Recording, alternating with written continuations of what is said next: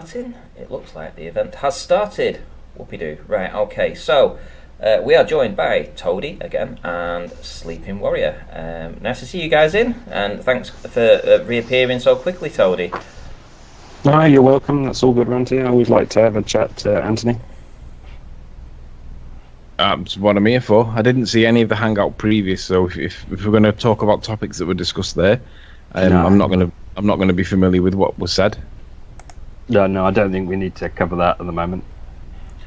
Okay, well, cool. Did you say you wanted to do a little presentation there, Tony? Well, I thought we were having a really good back and forth at Jose's channel before, but the problem is too many people, too many cooks in the kitchen spoil the broth, and basically I couldn't get my words out without it being such a drama that I just couldn't make my point, and it bugs me, to be honest, because I should be able to speak without being rumpus to death, and it never happened. But right at this exact minute, my PC's having an issue, so work out what's going wrong. That's what's going wrong. My mouse isn't doing what it should be doing. Mouse failure, not good. So, to fill in a little bit of the dead air and give a bit of context to people, we were having a really good back and forth. I don't know if it's actually been uploaded by Jose or not, because he split the show into two pieces. But there was a really good bit where, Anthony, my Sleeping Warrior, and Arwin to some extent, though I think Arwin was interrupting a little bit on occasion as well, but Arwin too, to be fair, were explaining some concepts that I'd certainly not really heard explained before. So that's why it was, for me, quite significant, and it was really good on Jose's channel that we're having that kind of debate. And I agree with Anthony, there's probably a few too many people, but it was a good back and forth. I totally agree. So what I'll do, I want to take this opportunity whilst you're here, and given that you were in the hangout before, I want to represent what I didn't get a chance to before, because there is a coherent conversation that we can have. So if I share my screen, Ranty, and let me know when it's being presented.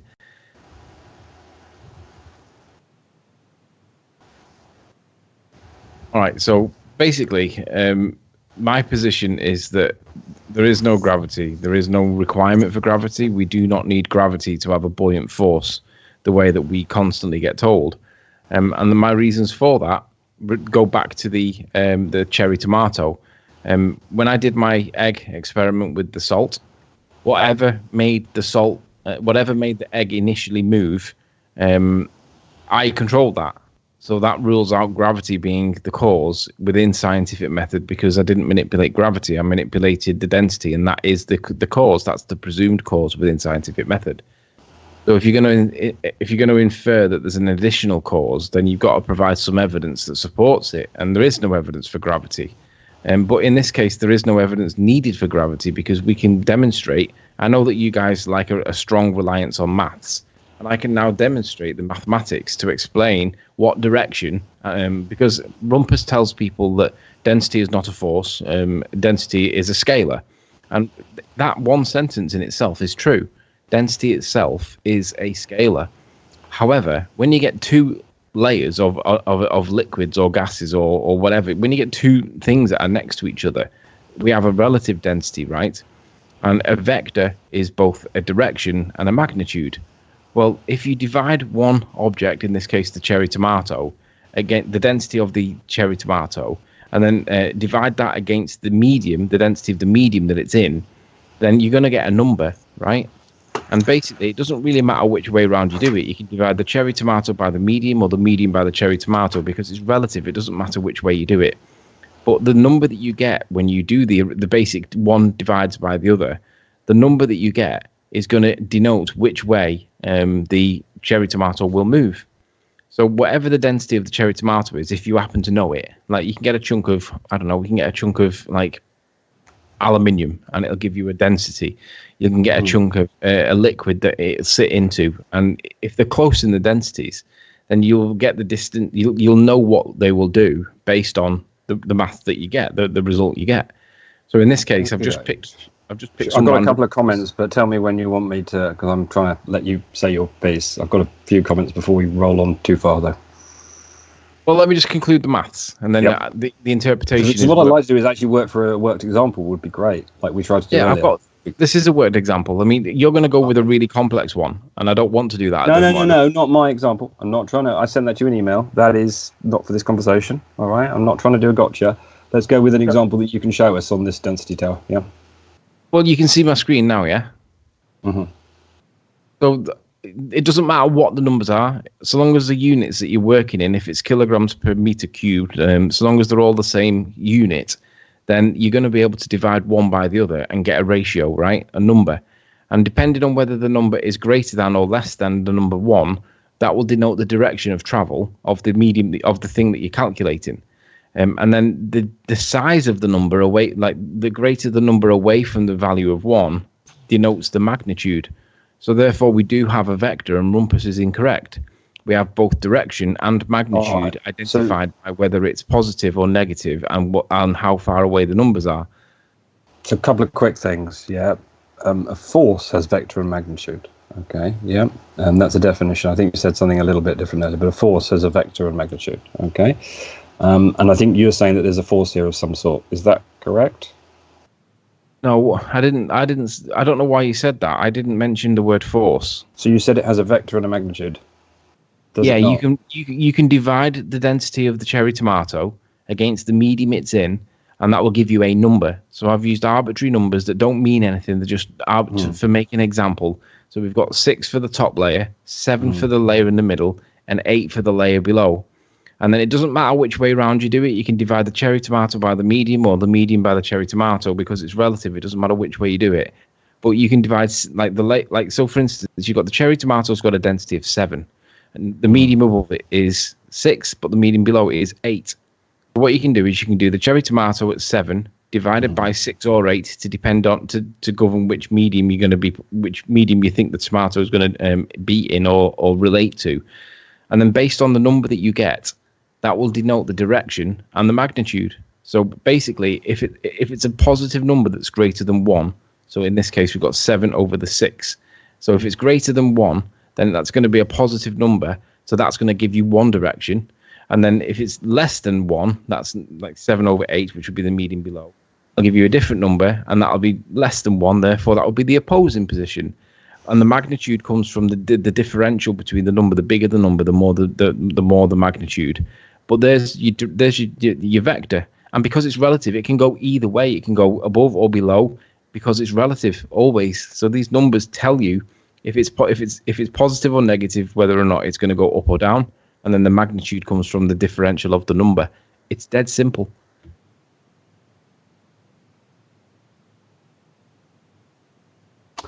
So can I just check what the 7 and the 6 mean? So the cherry tomato is a 7. Yeah. You've got to know your density of the object. So if it's a piece of aluminium, aluminium, and it'll say, I don't know. You keep cutting out with your mic there, Tony. Are you moving away from your mic and back and forth? Yeah, I've moved away a little bit. Am I? What's the matter? Yeah, you just keep fading in and out. Is that any better? Yeah, just carry on. Yeah, we can hear you. Yeah. So basically, what I'm saying is, it doesn't matter which way around you do it because it's relative, right? You can, if you know what the density of the, I don't know, whatever product it is. It doesn't have to be a cherry tomato; it can be anything. But if you know the density of it and you've looked it up, it'll give you a value, right? And so long as your density of the the density of the target and the density of the medium are in the same units, you divide one by the other, and you will get a number. And then depending on what the number is and how far away it is from the value of 1, because if you divide 7 by 7, you get 1, right? So that's going to give you neutral buoyancy, hence why 7 divided by the medium of 7, it's going to be 1. That's going to be what you would call neutral buoyant. I would say that's in the state where it's no longer able to do any work. It's got zero potential or kinetic energy, and it's in line with entropy. That's my current position on this. But I'm not going to go down that too much at this point. But no, I don't want to go there because we'll get a long way. What I'd love to do is try to understand, and there's a bit missing from me at the moment. Could we just go through an actual example, like, I don't know, take some aluminium, or do we need to know the density of air or something, or water? Yeah. So what would you see it work? Because I don't think you can just do it both ways. I don't think it is relative. I think you have to divide the medium by the item, but I might be wrong. Okay, so let's do the density of what's going to be the target. Because aluminium is a good guess because it's sort of quite, almost quite buoyant, isn't it? So aluminium is a good thing to use, isn't it? And what are we going to put in? Oil, maybe? So hang on. So we're going to go with density of aluminium. It's 2.7, right? So what I'll do, 2.7 grams per centimeter cubed. Perfect. So let's write that down. 2.7 grams per centimeter cubed. And then what we do is we go to the density of water. So long as these are in the same units, so we need to convert that back to 997. So it's going to be so divide it by 1,000, don't we, to get grams? 1,000 grams in a kilogram. So that's 0.997. Well, almost 1, isn't it? Actually. Yeah, it's going to. So let's get it right though, because it matters on the decimals. So and like we saw earlier, do you remember with Dross's example? Yeah. Divide by 1,000. Yeah, so it's going to be 0.997, right? So hang on, let's just check. That's meters cubed. What was your other one in? Was that centimeters or meters? Sorry, what was your other? I think the aluminium. Centimeters cubed. So it's going to be. Hang on, what did we come down from? Kilograms per meters cubed. So we've now got it in grams per meter cubed. So to convert it into centimeters, there's 1,000. How many? 100 centimeters. Look up water density in grams per centimeter to get it right. To make sure that we don't. Grams per centimeter. There you go. Yeah, that'd be better. So where's That's about 1. Okay. So it was 0.977. The density of water is about 1 gram per centimeter. Yeah. Okay, so that our base. So we'll go with 1 then. But we'll take it. Well, yeah, right. If we find anything that's close, go with 1. Yeah. 1 gram per centimeter. That's for the medium. Yep. And then if we have another object, just so we can see what happens if we can find some other object. So let's go with density of. Let's try sulfur. Okay. I don't know what it is, but let's just see what it is. Not sulfur dioxide, just sulfur. Yeah, there we go. 2. Okay. Have you looked this up before? 3. Okay. It's not. Let's try something that's a bit lighter. Let's try. I don't know what we're going to go with. Let's try. What's the lightest metal? Well, aluminium was a good one, wasn't it? We don't want to use a gas. It's the one that very reflects in the gallium. No. We know salts and stuff. Oh, try rubber. Let's try rubber.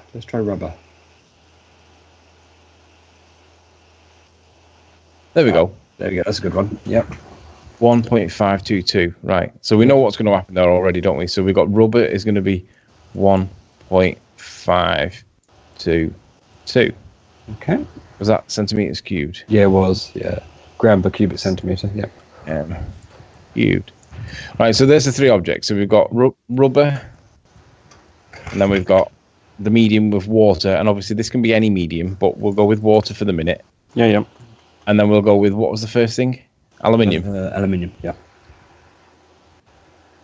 Okay, so all you do is you look at whatever target that you're going to have. The problem is it's always going to be by 1, isn't it? 1. All right, so let's use oil then. Put in olive oil. Okay, so olive oil. Yeah, because you're right. It's just going to be 1, and we know what the math is already, don't we? So let's try olive oil to get rid of that. Yeah. If I cut that out. Balls. Ooh, control Z. There you go. Let's get rid of that. I'm not au fait with paint, but it'll work. No, it's good enough. We can read it. All right, so let's go with the density of. What did you say? Olive oil. It might be a bit more interesting. Yeah. 0.916. Hang on. No, that was in the density in grams per cm. I thought I saw it flash up there for a second when you typed it in. First of all, what is the density of olive oil? I saw it there. Hang on, just try going back to that. I thought I saw it flash up. I thought it was about 10 points something. It looked quite interesting.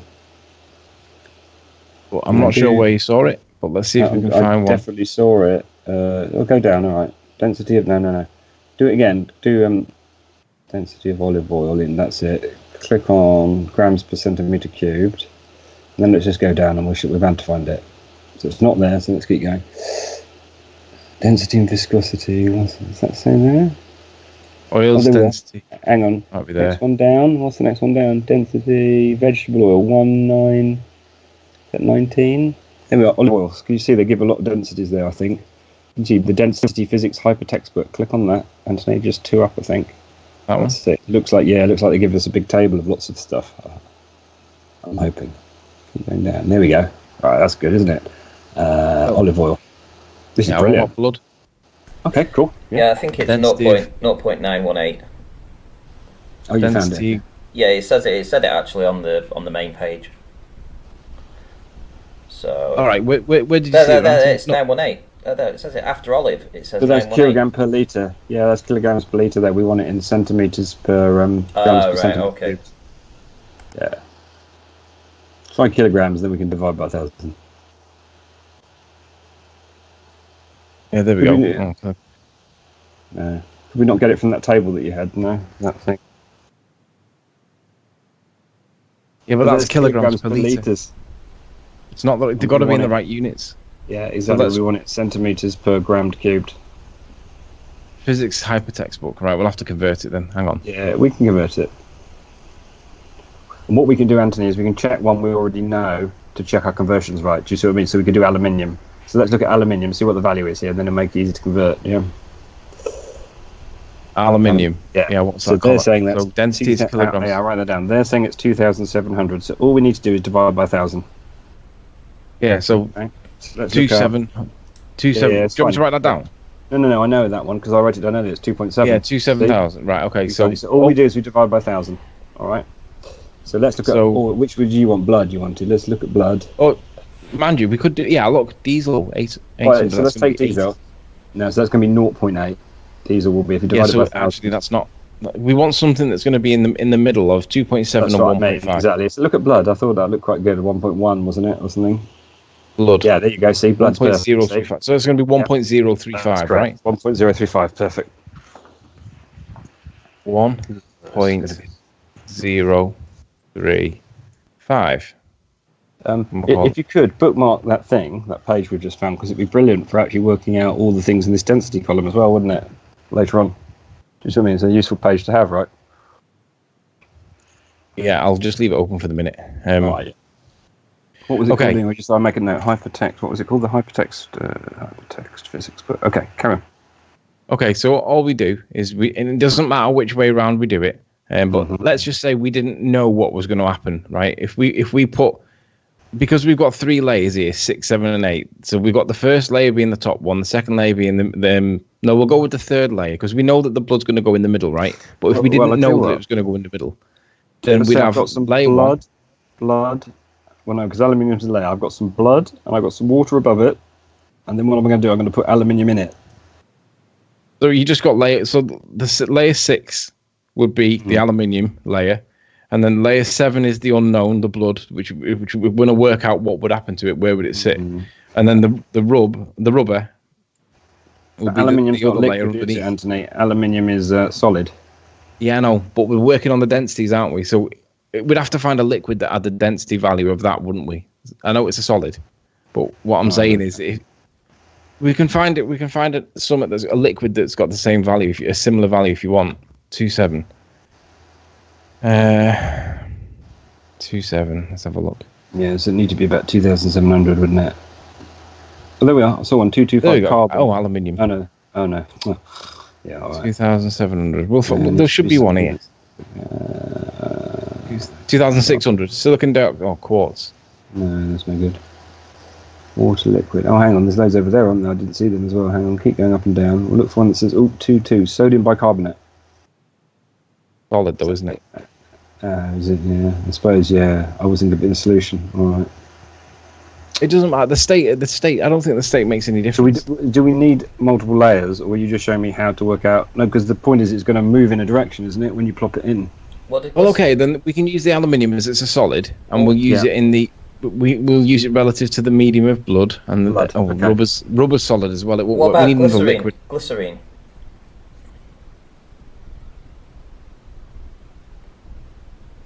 Glycerine 1.260. don't even know how you spell that. Glycerine. So that's 1.2.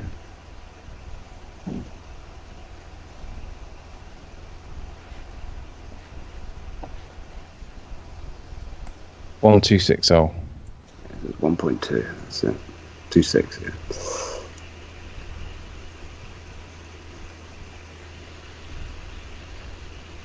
Okay, so we've got the layer of blood and we've got a layer of glycerine. So blood can be this layer, this green layer, and the glycerine can be the 7. And we've got two objects that we're going to drop in it. So we've got aluminium and we've got rubber. So basically, we're going to take... How was the best way to do this? So the 2 meters, so let's get the medium. We'll take that. The blood would be the first one. We'll put that there. And then the glycerine will be the second one. And we'll put there. There's the 2 mediums. Okay, so all we've got to do now is we divide. So the aluminium of 2.7, right? Doesn't, as long as all the units are the same, it doesn't matter. As long as the units are the same, we can just use the numbers. So let's pull up the calculator. All right. But earlier we were dividing them, but maybe I'm missing the point. What was the point of dividing them by each other? Just to get the ratio, a ratio, because then you get a relative ratio, one over the other.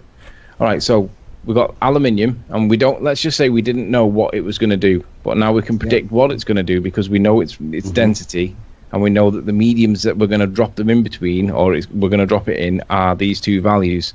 So we know that aluminium has got 2.7. So all you got to do is to see what it'll do in the medium. So you go 2.7, divide that by one of the mediums. So we'll go with glycerine, 1.260. Oh, have I done that the wrong way around? No, I don't think I have. Yeah, okay, so that's right. Okay, so now when we get the answer, the answer is, if I can make that a bit smaller, it's a greater value than 1. So we're on 2.14. So let's write that down. Yeah, I've written it down, yeah. So we go, what did we do? We did aluminium. 2.14, yeah. You divided aluminium by blood, I think. Or was it glycerine? 2.7, divide that by glycerine, wasn't it? 1. Which one did you use? 6. Glycerine, was it? Yeah. So let's just do it again so we get this right. 2.7, divide that by 1.26. 0.260 gives us 2.142. Okay. 2.142. Doesn't matter about the number, but it's a positive number. It's not a negative. It's not less than 1, so it's positive. Okay. Yeah. That's going to give us the direction, and then the value, because the value is significantly bigger than the number. The density is there, the magnitude. That's going to move significantly quickly because it's quite far away from the number of 1. And we know that this is going to do this because aluminium 2.7 is more dense than glycerine at 1.2. So aluminium will sink in it. Would you agree? Sink in what? The glycerine?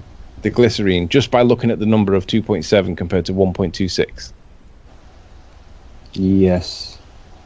But because... Yes. But I mean, obviously, I'm not familiar with these. I mean, I'm familiar with aluminium as a common thing, but I'm not familiar with glycerine. But I can tell you, just by looking at the density, that one's more dense than the other, and it's going to go down, right? The reason I'm struggling, okay, sorry, I'll let you complete. So then, let's do it for the other one. So we've got rubber, 1.5. It's a little bit closer. It's not quite. Really, not quite. Put it up with somewhere less, don't you? Yeah. But all you do is you do 1.522. Divide that by 1.260, and then whatever number you get. So let's do that. 1.522. Divide that by 1.260. 1.207. So 1.207. Now, because it's greater than 1, again, the direction is going to be the same because it's greater than 1. It's in the positive, but it's also close to 1. It's close to 1.0, so that's a lot closer to its density equilibrium, and therefore it's not going to move at the same velocity. And this is the point in the hangout before. Somebody was asking if they were, I can't remember who it was, but somebody said if there's two objects with the same drag coefficient but they're of different densities, would they fall at the same rate? And I will say no, because this one is further away from its equilibrium point than this one. So this one's much closer. It's got less ability to do work. It's got less energy. Its entropy state is higher. So this one is going to move slower, and it's going to accelerate slower than this one because. Can I ask a couple of questions now? I understand your point. Okay, so there's about 3 questions that occurred to me, and it'd be good to capture these because then we could put some of them to the test if we get some glycerin or whatever. So just going slowly. I don't disagree with the method of comparing the the densities of things, right? Of course, the density of something that is larger will, that's the buoyancy equation or the buoyancy, will it float? No. Will it be neutral or will it sink, right? So I think we all agree about that. So aluminium 2.7 is more than whatever glycerin 1.2. Definitely it should sink, right? Because it's got more density. Yep. All other things being equal, okay? Because I guess if you took aluminium, and then you made it into the shape of let's say you took that aluminium and you rolled it out into one of those things you get your takeaway meal in, I suspect that would probably float on the glycerine, right? Yeah, so we're assuming. Go on. Density is mass over volume, isn't it? So if you change the volume, if you start off with your baseline, whatever your baseline is, and then you change the volume and you make it into a bigger volume, and then you're able to use Archimedes' principle to your benefit. Yes, you will make it swim. You will make it float. It's the same reason why. This is another thing that they were talking about in the hangout. Hang on, I'm not changing. Just to be clear, I think there's a little bit of confusion there, Anthony, because I'm not changing the volume of the aluminium. I'm changing the shape of it. Yeah, if you think about it, if we took blood or glycerin or even water and we put an aluminium thing from the whatever, you know what I mean, as the takeaway thing, they float on water. I've floated them in the sink before, right? They float. Yeah. Indeed, an aluminium saucepan will float, right? Yeah. Okay. That's not the volume. The volume is still the same. I've not changed the volume of the aluminium there. I've changed the shape of it. So, first point. Yeah. Yeah, but if you start off with one block of aluminium, and we know that it's 1 centimeter by 1 centimeter by 1 centimeter, we know that that's going to be 2.7, right? 1 centimeter. Yeah. Grams per cubic centimeter. Yeah. That's going to weigh 2.7 grams. You're right. That's 1 centimeter cubed. Yep. So if we change the shape of it, as you've just described, but we make it into a boat shape like that, like a little aluminium boat, we can change the volume of the surface area in contact with it. That's going to change. Changing the surface area in contact, because this is, the standard buoyancy rules. But if I, let's say I took both of them and dragged them to the bottom of my, who's the guy who said Eureka, whatever that guy was called? Who is it who said Eureka? Archimedes. So if you use the Archimedes measuring tube, these measuring tubes that are like calibrated on the side, and if I push that block of aluminium to the bottom, or I push that takeaway dish to the bottom, let's assume they're both 1 centimeter cubed, right? I've got the same amount. They would both measure the same volume. So there is some other effect going on here, isn't there? What you're doing is manipulating the factors that influence the how an object will float or sink in the medium it's in, because you're changing the density of it by changing the shape of it and the volume of it, because you are changing the volume. I'm not changing the density, I promise you. I'm not changing it. Density is mass over volume, and I'm not changing the mass of aluminium there. If I screwed it up, it would still be the same mass. Yeah, I'm not changing the volume. What I'm doing is I'm changing the amount that is in contact with the surface of the water, right? In one, it's just a tiny little block, and in one, it's very, very much spread out. Yep. Yeah, but you're increasing the amount of air. So look at the principle of a boat or a ship. When you make a boat or a ship, if you were to have that as a cube and that represented the whole of, it'd sink. But then if you change the shape of it and you put a big cavity of air in it, it's not likely to sink. It'll probably float. But changing the shape of it isn't changing the density of it, but the density of it in its straightforward form, in the way that we're talking about it here, like in a cherry tomato instance. If you make that cherry tomato and you give it like this deep dish shape, it's probably going to change, and it's probably going to rise, because it's probably in a position where that capsule of air that's in the middle isn't present here. But I think we're changing something there that's not the point that in question, which maybe it is. I agree it isn't. So I'm just reading it up because it is an important point. I'm learning this with you, right? I'm just reading it. So an object will float if the downwards force is less than the buoyancy of the upwards force, right? Which we know, we've just looked at a little block of aluminium. Which downward force would you be referring to? Right. Shall I read out what it says? Because you're not going to like it, but I'll read it out. All right. You ready? An object will float if the gravitational downward force is less than the buoyancy upward force. So in other words, an object will float if it weighs less than the amount of water it displaces. Now you see your thing from the takeaway displaces a lot less water than displaces a lot less water than the centimeter cubed. Sure, but you realise that Albert Einstein said that gravity is not a force. So I know we don't. I was be... trying to avoid going down this, Anthony, which is why I was saying that. Well, in our model, I mean, it's a point to think about, isn't it? And by the way, I want to unpack the other things. I didn't want to get stuck on this one, but it's a point to think about. Yeah, that we need to define. Is it the shape of a sphere, or when you're doing your relative density disequilibrium? Because it does seem to make a difference, doesn't it? What shape we're choosing. But let's part that because I want to go to the next thing. But let's just be aware that the downward force that you've just been calculating for, we know is not actually a force because Albert said so. You can say that. I mean, all the calculations I presented. That's true. It's not that. This is not like gravity. This is not like where you say gravity is not a force, but you can think of it. I'm not. You can just say that. I'm citing the current science, which states that it's not a force. Now tonight is not the time to have this conversation. Yeah. Because I don't think it's going to go anywhere that useful. All I'm saying is, I think how convenient. How convenient. Well, then we're going to spend a while going around the houses on this one, aren't we? About whether it's Newton or Einstein. Yeah.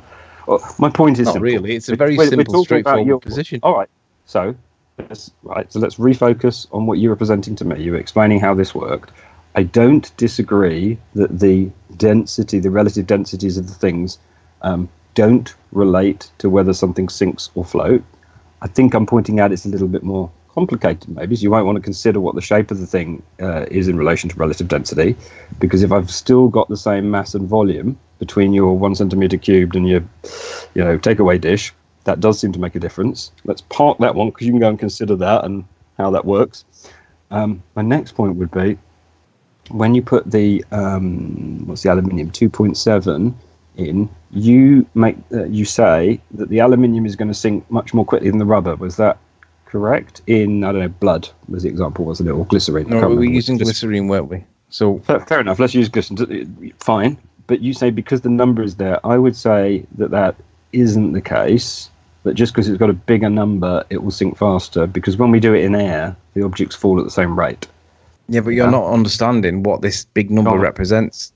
The big number represents how far away from equilibrium the object is, and we know that a stone in the medium of air is miles away from its equilibrium point, and it'll fall fast. But we know that a feather in a vacuum chamber is a lot closer to its medium. But if you then because the vacuum's got 0 in it, if you then put the air back into it, and the feather then falls at a much slower rate than what the rock falls in that same medium, I'm demonstrating to you that an object that's close to its equilibrium point will fall at a slower rate than an object that's miles away from its equilibrium point. So this number is representing how far away from equilibrium it is. So what I would say, no, that's actually rubber. That's not the calculated numbers you had earlier. Didn't you do some calculations earlier where one number was significantly bigger? Did we delete those? There we go.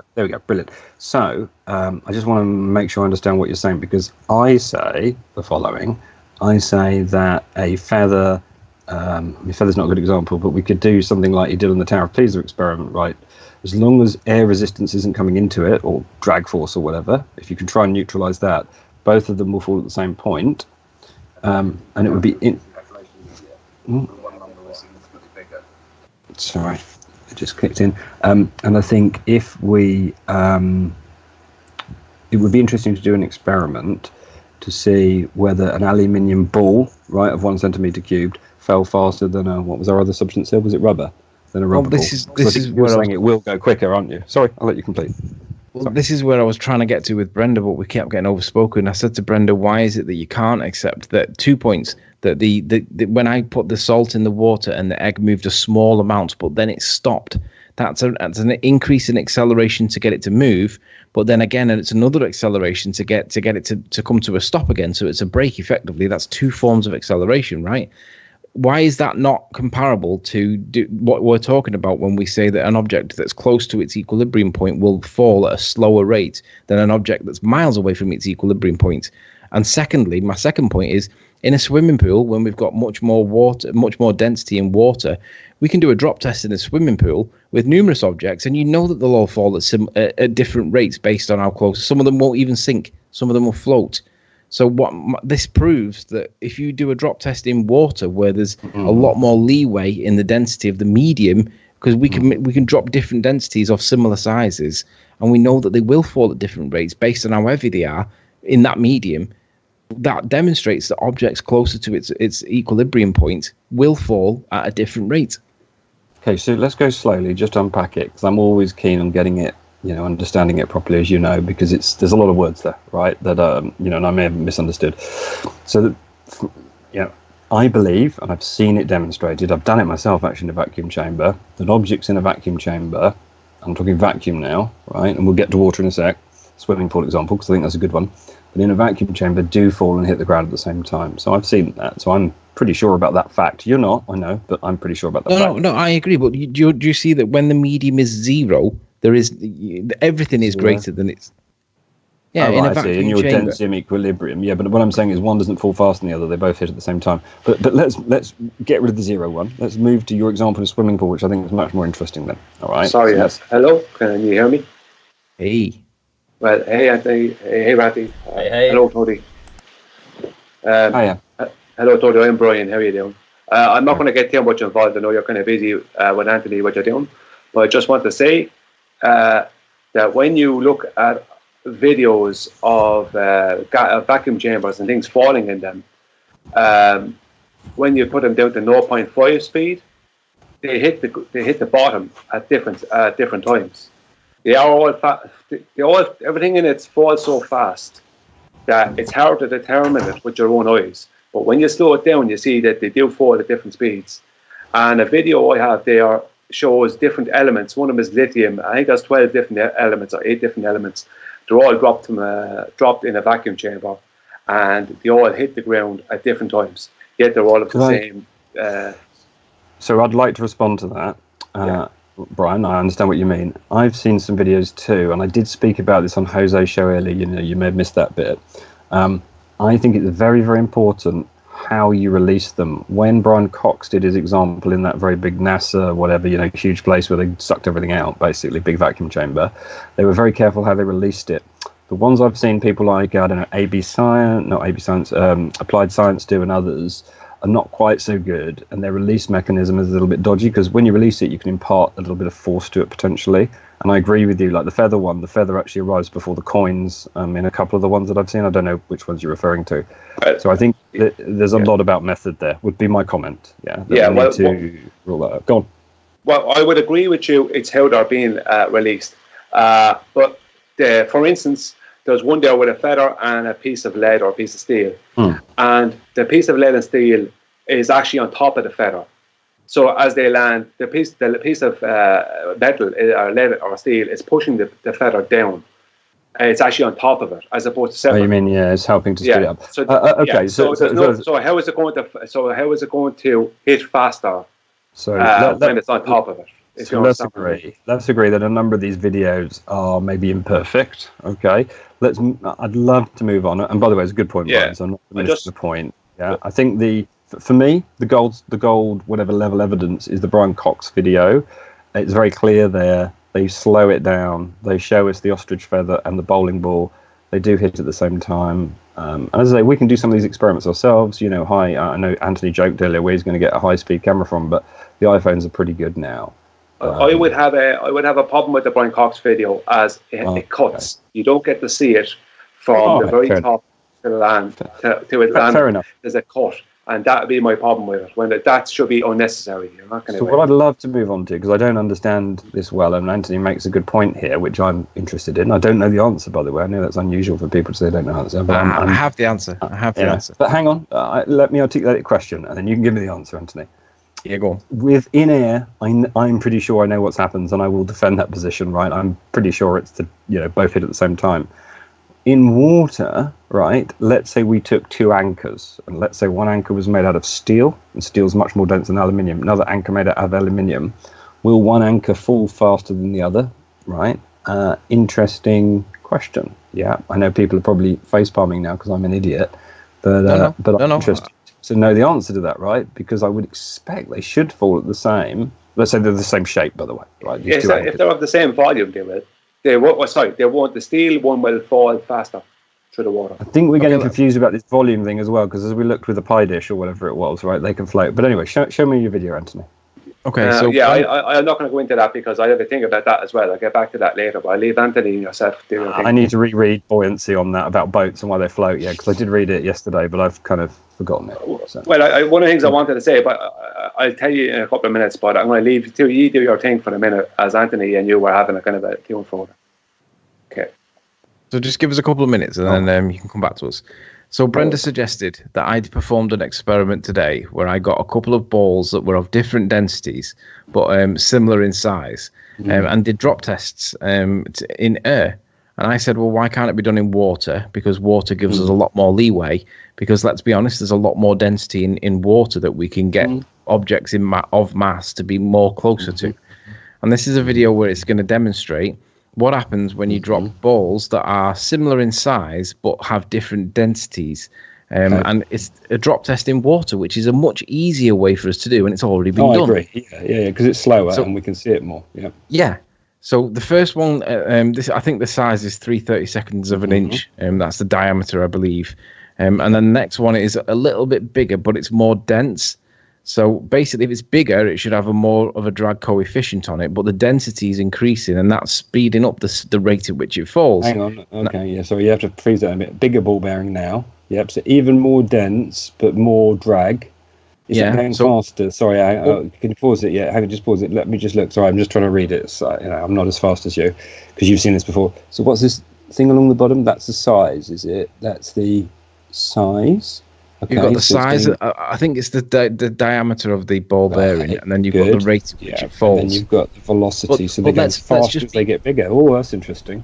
Just one thing. Let's just agree. Shout out for B-Ball for Life, who says, question for Sleeping Warrior, what's the definition of relative density? That was a $5 super chat. Do you fancy answering that, Tony? I'll come back to the definition of that in a second. I'm just about to make my point. Okay, good stuff.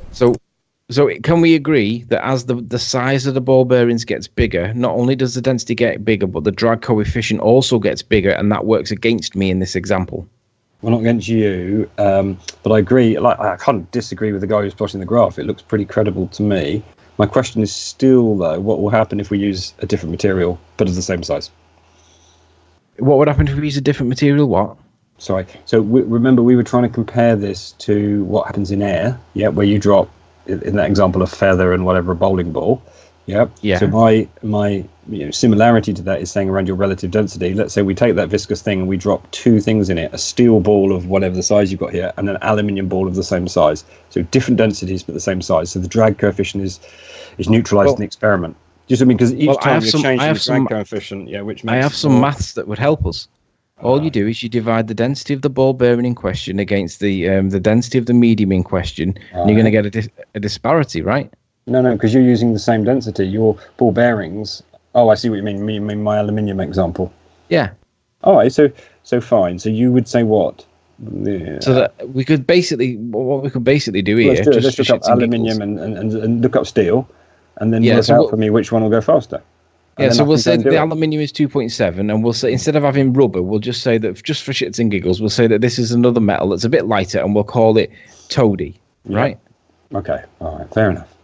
It's the wrong way around because I'd like to use steel, but okay. Yeah, well, I haven't got a value of equal. Steel would be bigger then, wouldn't it? Right. So this metal's called toady, but we already know aluminium. But we already know that if we divide one by the other, you get one value, and you divide the other by the other, and you get another value, and then you look at the two values and you go, right, that one's further away from its equilibrium point. That one's going to fall faster. Mm-hmm. That's it. So in my example, because steel is higher than aluminium, the steel one you think would go much more quickly. Yeah. Yeah, because as the density increases, I've lost it. Hang on.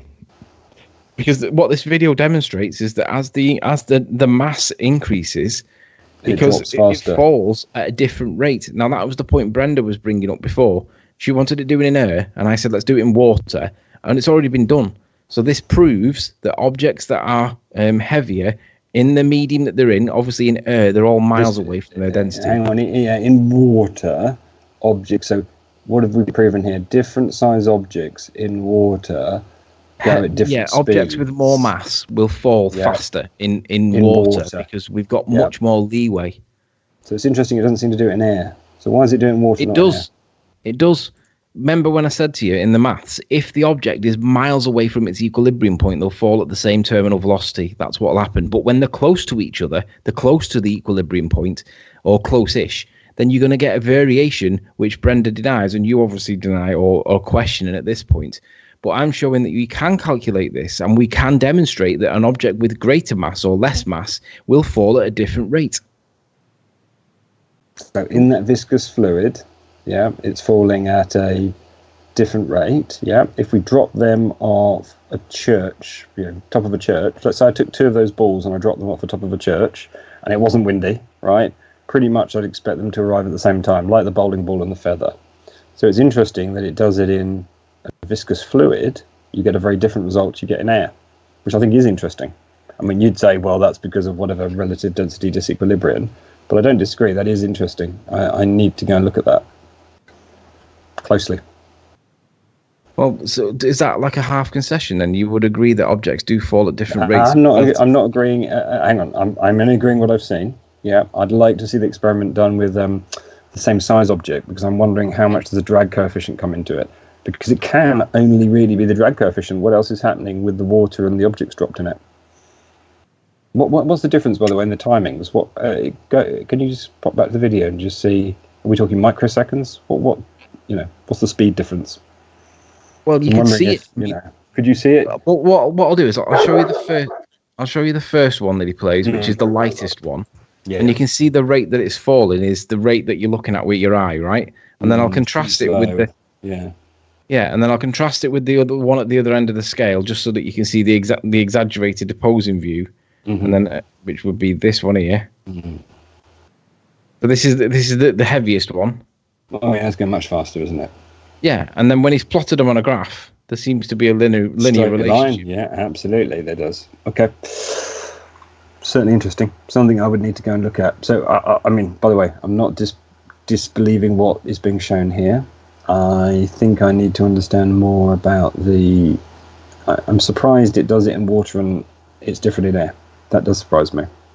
Well, it doesn't surprise me because it depends on how far away from the relative density. That's why the feather falls slowly through the air, because the density of the feather is a lot closer to the density of the medium it's falling through.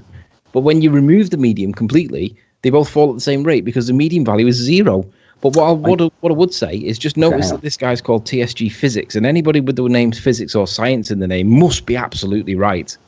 Hang on. So I'm not disbelieving his graph here, but I suspect this, and I'll say it now because I've had a little think about it, and I do go and need to reflect on this, but I think the reason we will probably find is that in a liquid, whatever this was, a viscous liquid he used, oil it looked like of some sort, didn't it? But whatever he used, it could be water. You've got the effect of buoyancy and the effect of gravity, whereas in air, I think that's an assertion that you've got no evidence to support. You can't make assertions without evidence to support them. Which I will go, well, buoyancy exists. Does buoyancy exist? No, because it's subject to gravity, and we know gravity is not a force. You can't argue that. So how about coming back to my example then of explaining why the takeaway dish floats and the 1 centimeter cube thing sinks then? I think buoyancy is a factor, and I think we will find that's probably why they're falling slower. But you're using buoyancy in the context of... I need to... Hang on. You're using buoyancy in the context that it's subject to gravity being a force. Now, we know that the dynamics of the shape of the thing make boats sink and not sink compared to a cube. That's a different point. And I'm not arguing for or against that point. What I'm saying is the shape. I think what I think is the shape does matter. I agree with you. I think the shape does matter. I'd like you to look at that in the same way that I'm going to go and look at what the effect is here. I think you've got gravity and buoyancy being a lot more significant because it's in this other medium, whatever it happens to be, oil or whatever he's using. And as I say, I don't have an explanation at the moment. I would need to go and look at that. Yeah. Sure. And by the way, I think I think we should, right? Because I think this is interesting, definitely. And I might find something out that I don't like the use of the word gravity and buoyancy when we know that gravity is a force and buoyancy is based on gravity being a force. Yeah, well, we'll just have to differ on that, won't we? Yeah, but it still doesn't mean that we can't go and look at it to try to find a better understanding of what's going on here. And I suspect there are probably ball earthers just face palming and champing at the bit to say, "You idiot, you're missing out X, Y, and Z." But I'd need to go and read up on buoyancy. Oh yeah, there's always going to be other factors, and there's always going to be wiggle room for you to weasel. Like for rumpus, for example. I'm not weaseling anyway. I just want to understand it. Right, I can see. I did correct myself. Forgive me, I did correct myself. There's always going to be factors that influence the results that the rumpus would be able to weasel his way in and create obscurity and obfuscation. That's always true. I mean, what we're talking about here is you're talking about something that you've come up with, this relative density disequilibrium. Yeah, you're starting to produce a theory for it. Yeah. That obviously needs a bit more thought, a bit more application, because I'd like to understand the volume bit, right? Density equals mass over volume, as we've agreed. And I think we're not changing the volume. But that's why I think the surface area thing probably comes into this quite a bit. Because, you know what I mean? If you had a hollow steel ball, well, it might even float, I suppose. So the shape does seem to play a part. It's a bit worrying the shape doesn't play such a part in air. But the shape does play a part. But if we can agree that objects do fall at different rates relative to the medium, I think that would be considered progress. Say that again. Sorry, say it slowly, Anthony. Say your statement again. If we can agree that objects can and do seem to be demonstrably the case that they do fall at different rates in dependence on the medium that they're in, then basically I don't need to go and do any more experiments. It's done. So I think, I don't know what she was asking for, by the way, because I kind of, I wasn't there at that bit. So objects do fall at different rates in liquids. Seems absolutely to be the case. So a ball that is twice as big will fall 4 times faster, even though its weight is 8 times as much. 8 times as much. So there you go. So things do fall in liquids, whatever they happen to be, at different rates.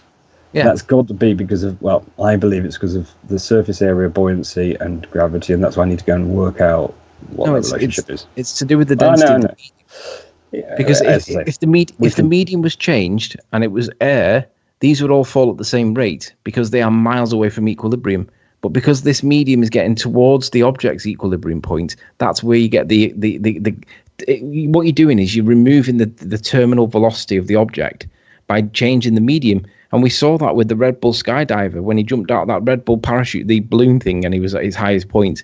He was falling at 650 miles an hour. But by the time he pulled his ripcord and he started to go through the thickness of the atmosphere, that started, because he was getting towards his equilibrium point, and I'm not saying that the ground is his equilibrium point, I'm not.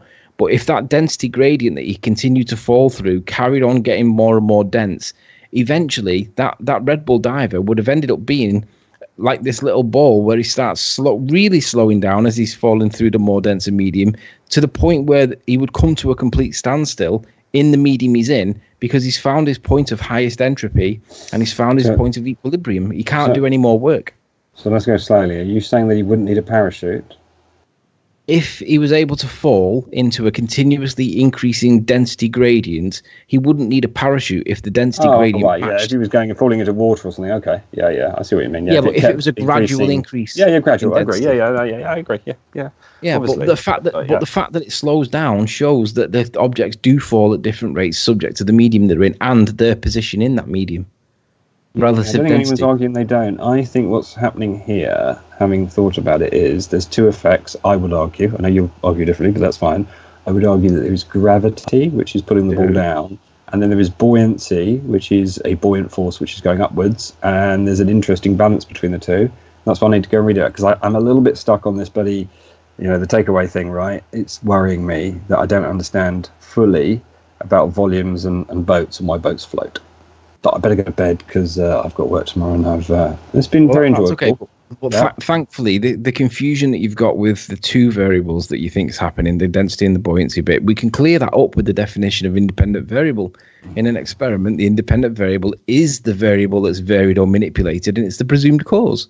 So if you're going to presume that there's an extra cause that wasn't manipulated or variable, I'm going to say that's pseudoscience by definition. I have a full 22-page document for just this occasion, but it's a bit late for me to dig it out now. We'll leave this for another time, Anthony. Very happy to do that. Cool. Yeah, very happy to have this debate around independent variables, what the scientific method is and what pseudoscience is.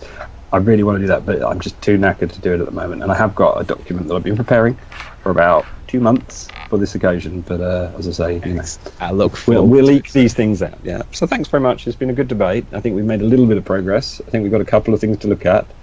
And I'm sure someone's got the answers out there. And I apologise for not having them immediately to hand, but I need to go and do a bit of thinking about this. All right? Cool. Thanks very much. I'll see you guys later. Bye. See you later. See you, Dodie. So, Yeah, I Who can we left hear you. We've got Flat Earth Response think has it's only joined. No, we've got Flat Earth Response. I'm Randy, obviously. Flat Earth Response has joined. So in that case, and if it's just me and you, let's have the conversation. Hey, demonstrated. wait. Might be more. There We've is got- me as well, if you want. We've got Flat Earth Response has joined, and we've got Ben Adams has joined. So we've got 2 people that's joined, and we've also got the Rumpus waiting in the wings. If you guys fancy having a chat with him at some point. No, because all he's going to do, he's going to come in and say, "You don't understand density and buoyancy, and you're stupid and a moron." No, to be honest, rumpus, please, Ranty. Don't do that. Yeah. yeah, we don't need Rumpus Rumpus telling on them. everybody how we don't understand stuff, because he's got the same MO all the time. Okay, Can Ben. you guys hear me? Let's do some mic checks. Flat Earth Response, say something. Can you hear me? Yeah, hear you fine. Ben Adams, can you say something as well, please? Yes, the only thing I would like to, if I can, introduce, trying to look at the big picture, because we've been talking about very specific analytical points, and I think we're not working enough at linking the different dots we have in front of us. That's it. I'm personally tired of the "oh, we don't understand" comment. This is my first time on your channel, Ranty. There's, for me, like one of the good examples of density and buoyancy and defying gravity is the mercury in iron. Did you see that video? The iron anvil. Yeah, it's the lead video on my channel. I can play it in the background if you want, Ranty. Sure. Yeah, I mean. Was that your channel? I didn't know it was your channel. Yeah, I mean, how can an iron anvil that weighs, how much does it weigh? What, 100 pounds? I've got it in my video. Let me just stick it on screen. Okay. So I've got all the values on screen as well. So Ranty, if you just if I reshare my screen. Sure. And then, I mean, I already know this, but you can talk. You can annotate. You can narrate this for us if you wouldn't mind. Can you see my screen, sir?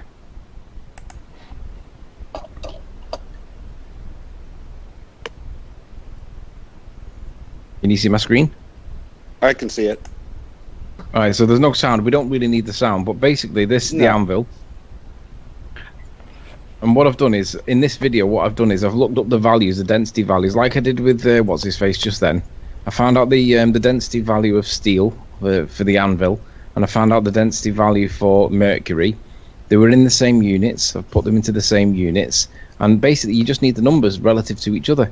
And the minute you know what them relative numbers are, you know what's going to happen, even if you've never seen these objects before in your life. If you know the ratio, you know that one's greater than the other, you can tell what's going to happen, and the object's going to float. And obviously that's what happens. And it's basically a real world example, like what's his face just had, Toady. And all I did in this was I realized that if we removed all the labels from here and didn't call them names, but gave them numbers with no units, relative numbers only, then the anvil could easily be the cherry tomato, and we know that it's in the medium, but it's not in equilibrium. So we know that it's going to float like the ball. I mean, you can put the numbers in. You can just literally picture it like that, paint by numbers. It's so intuitive. It's so simple, and you don't need to have density and gravity and buoyancy, because gravity's not a force. So something's making these objects move and float and sink and do stuff. And we know gravity's not doing it because it's not a force. So what is doing it? And that's the $1 million question. Well, what is doing it? And for me, it's now I'm with entropy. We've got you in the chat who wants to read me to read this comment. So he says, drop a 50mm bubble and drop a 50mm snooker ball. The bubble falls slower, yet it's made of water, something a lot denser than air. Problem solved. I agree. Yeah, I mean, I just thought that experiment was genius. It was simple. It's the results are, I mean, right there. I mean, the anvil floated on the mercury. I mean, that to me, in a way, debunks gravity. I mean, right there. Yeah. Right. And the other thing is, when people say, why are they in this order? Don't forget that the anvil and the mercury are both in the medium of air, and the air value is 0.01 in this, or whatever value it is. So we know that these two are both more dense than it. So there's your vector and your magnitude right there. Okay, so we've got it now. I guess we've got it. We've ruled out gravity. Can I say something real quick? Just sorry to interrupt, but somebody in the chat before I joined, it might have been one of the mods, said that I like a balloon filled with air and a balloon filled with helium, and put, whatever amount of feet underwater, and see which one would rise faster. I thought that was a good experiment to do. I don't know. Yeah, the helium balloon will rise faster because it's a lot more buoyant than the air one. I would think so, but I guess you wouldn't. But I would actually argue that they're probably both too far away from the relative density equilibrium point, the point of neutral buoyancy. I think they might both rise at the same terminal velocity, and they would rise at the same rate, possibly. Possibly. I guess we would just even me, I could do an experiment doing that. That's an easy experiment, So, I don't know. I thought that was a good question in the chat. And Sleepy, I've got a question for you. What's your experience with pressure variation? I saw you did a couple of experiments. I don't remember if it was with an egg, and then you would squeeze the bottle, I think, and the thing would sink. Is that so? So the variation in pressure would make the object sink or float. Have I seen that with you or somewhere else? Who's that aimed at? You, Anthony. It's Ben speaking. Ben Adams. I'm sorry, I wasn't listening. What was the question? No, I was asking, have you done that experiment that where you put something in a bottle and then when you squeeze the bottle it goes up and down, so meaning the variation in pressure will change how the Cartesian diver. Mediums. It's called the Cartesian diver test, isn't it? Mm-hmm. No, because I was thinking about the ebb and flow. Mm-hmm. And the fact that there is a correlation between atmospheric pressure and ebb and flow, from what I understand. Is it correlated with moon phases or not? I don't know. Don't know. Sorry about that. Is it correlated to moon phases? And because it could have an impact in the model I'm working on. So I just wanted you to share your experience. I think you know more than me about pressure and buoyancy and all that stuff. Well, the egg moved because we increased density below the egg, and that the increase because the container that's housing the liquids has fixed walls.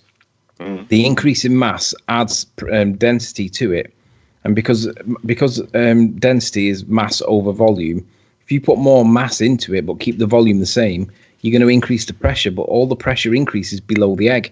So the egg's being forced up from below, that they would call a buoyant force based on gravity, but it's actually the buoyant force based on the density, not gravity. And we know gravity's not a force, so that kind of debunks that argument in the first place. But they still believe it and they still preach it. But we didn't change gravity, we changed the density of the medium with the salt. So that changed the pressure and that pushed the egg up. That's why the egg moved. I saw that. Yeah, but as far as I'm concerned, you're preaching. I'm convinced already. So it's not the point I wanted to make. Is because in my view, we are basically sitting on a big flow cell, on a big battery that's basically working in cycles, and pressure is one of the major elements because it pushes down the C, which in my view is an electrolyte, and then mixes up with possibly oil in the porous layers underneath our feet.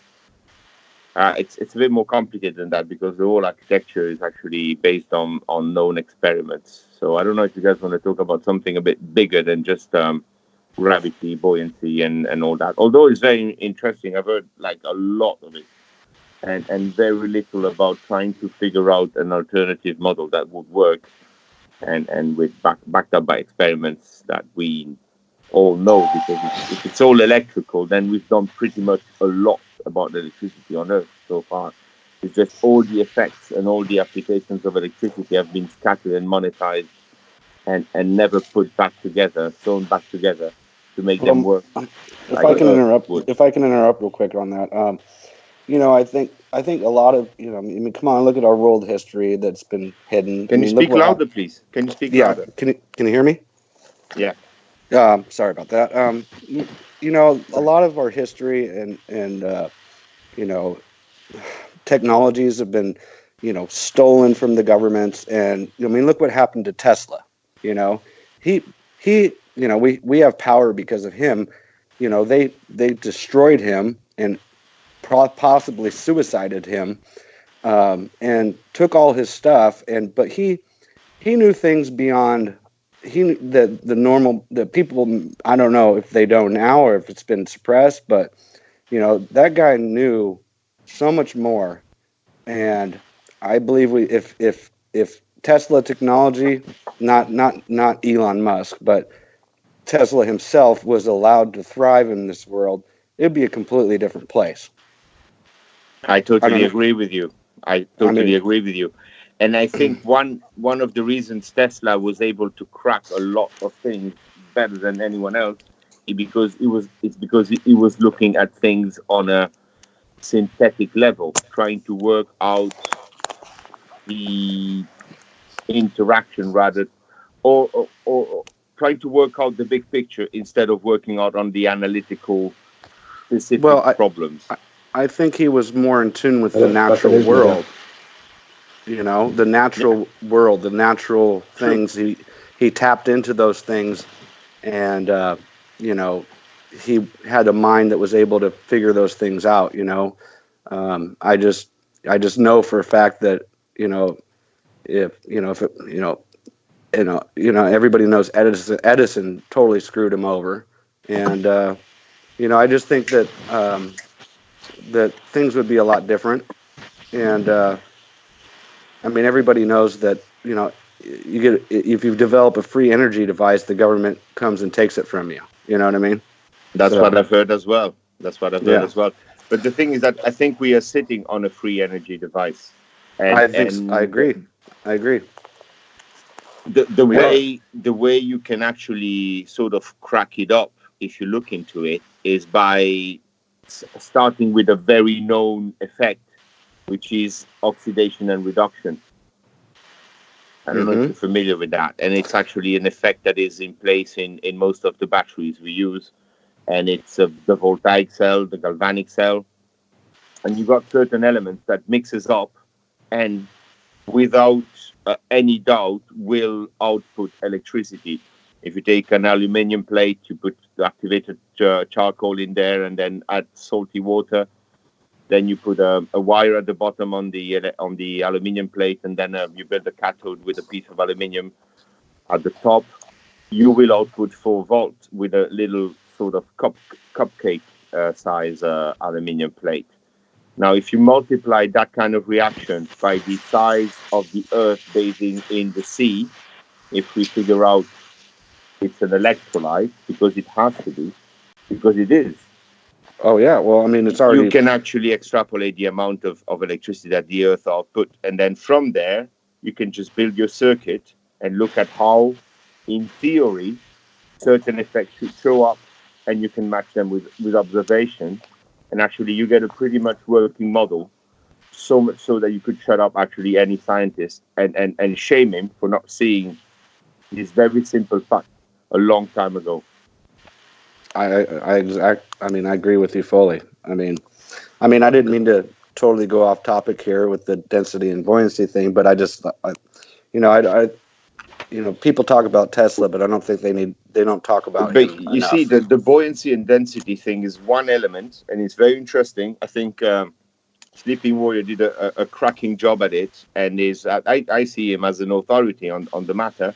But it's such a small window of the whole working system, and a bit like we're doing in genetics, because it's sort of also my background along with other fields of science. Everybody's focused on a very analytical problem. Analytically, you will morph any problem into smaller problems and just never make it out.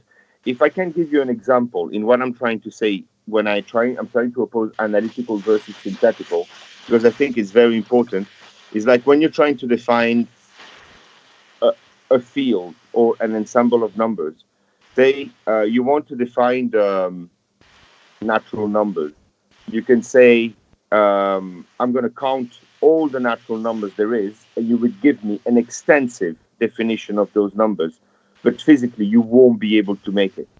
So in my view, trying to define something by analysis without having any sort of synthesis in the end of the data gathering will not lead to any truth. If I tell you the natural numbers are the number going from minus infinite to plus infinite, it's done and dusted in a couple of words. So synthetically, you can actually acquire, in my view, much more knowledge and draw much more sound conclusions than just analyzing to sickness, everything you see. So, sometimes in order to understand somebody, it's easier to actually talk to him as opposed to cut him into pieces. I don't know if you understand what I say.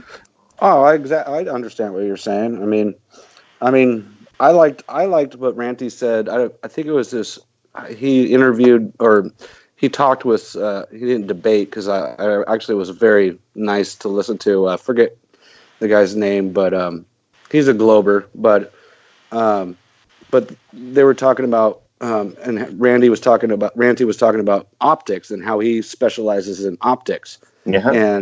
And I really like that. I agree. I think people should, whether they're Globers or flat earthers, doesn't matter. Truth seekers should try to focus on something that they're good at or really are interested in, and like Sleeping Warrior is with the buoyancy and density thing, Ranty is with the optics, and keep it going like that because it gets so convoluted and for people that are just learning about this, it gets to be where it's like, this is just, I can't stand these debates anymore where everybody's talking over each other, not listening, they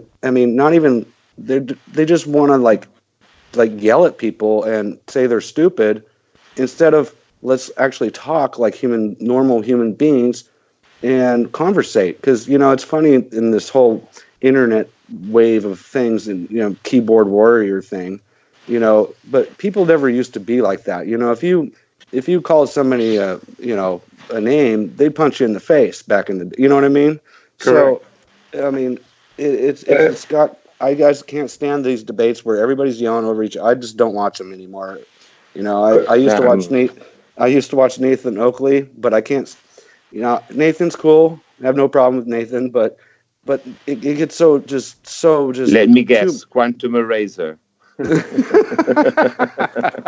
Yeah. So I just can't.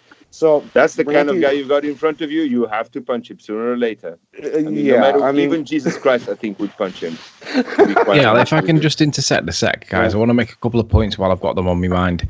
Sure. Rumpus has said he's known for saying that mass is not a force, weight is a force. Because weight, the difference is mass is just a measurement, and he's right. And weight is the mass times the little g, the gravitational, the acceleration due to Earth's gravitation. Look at what's happened recently in the definitions. I noticed this the other day when I was looking up the I literally went to Google and I typed in mass definition and I typed in weight definition just to get the definitions up. Look at how mass is defined now. It says a large body of matter with no definite shape. Now, normally it says things like the amount of matter in an object, but that seems to have changed. But look at this weight definition. It says a body's relative mass. Now, I don't actually know what this means in this context because this is what I would use to describe weight, a body's relative mass, because I would say it's its relative mass relative to the medium it's in.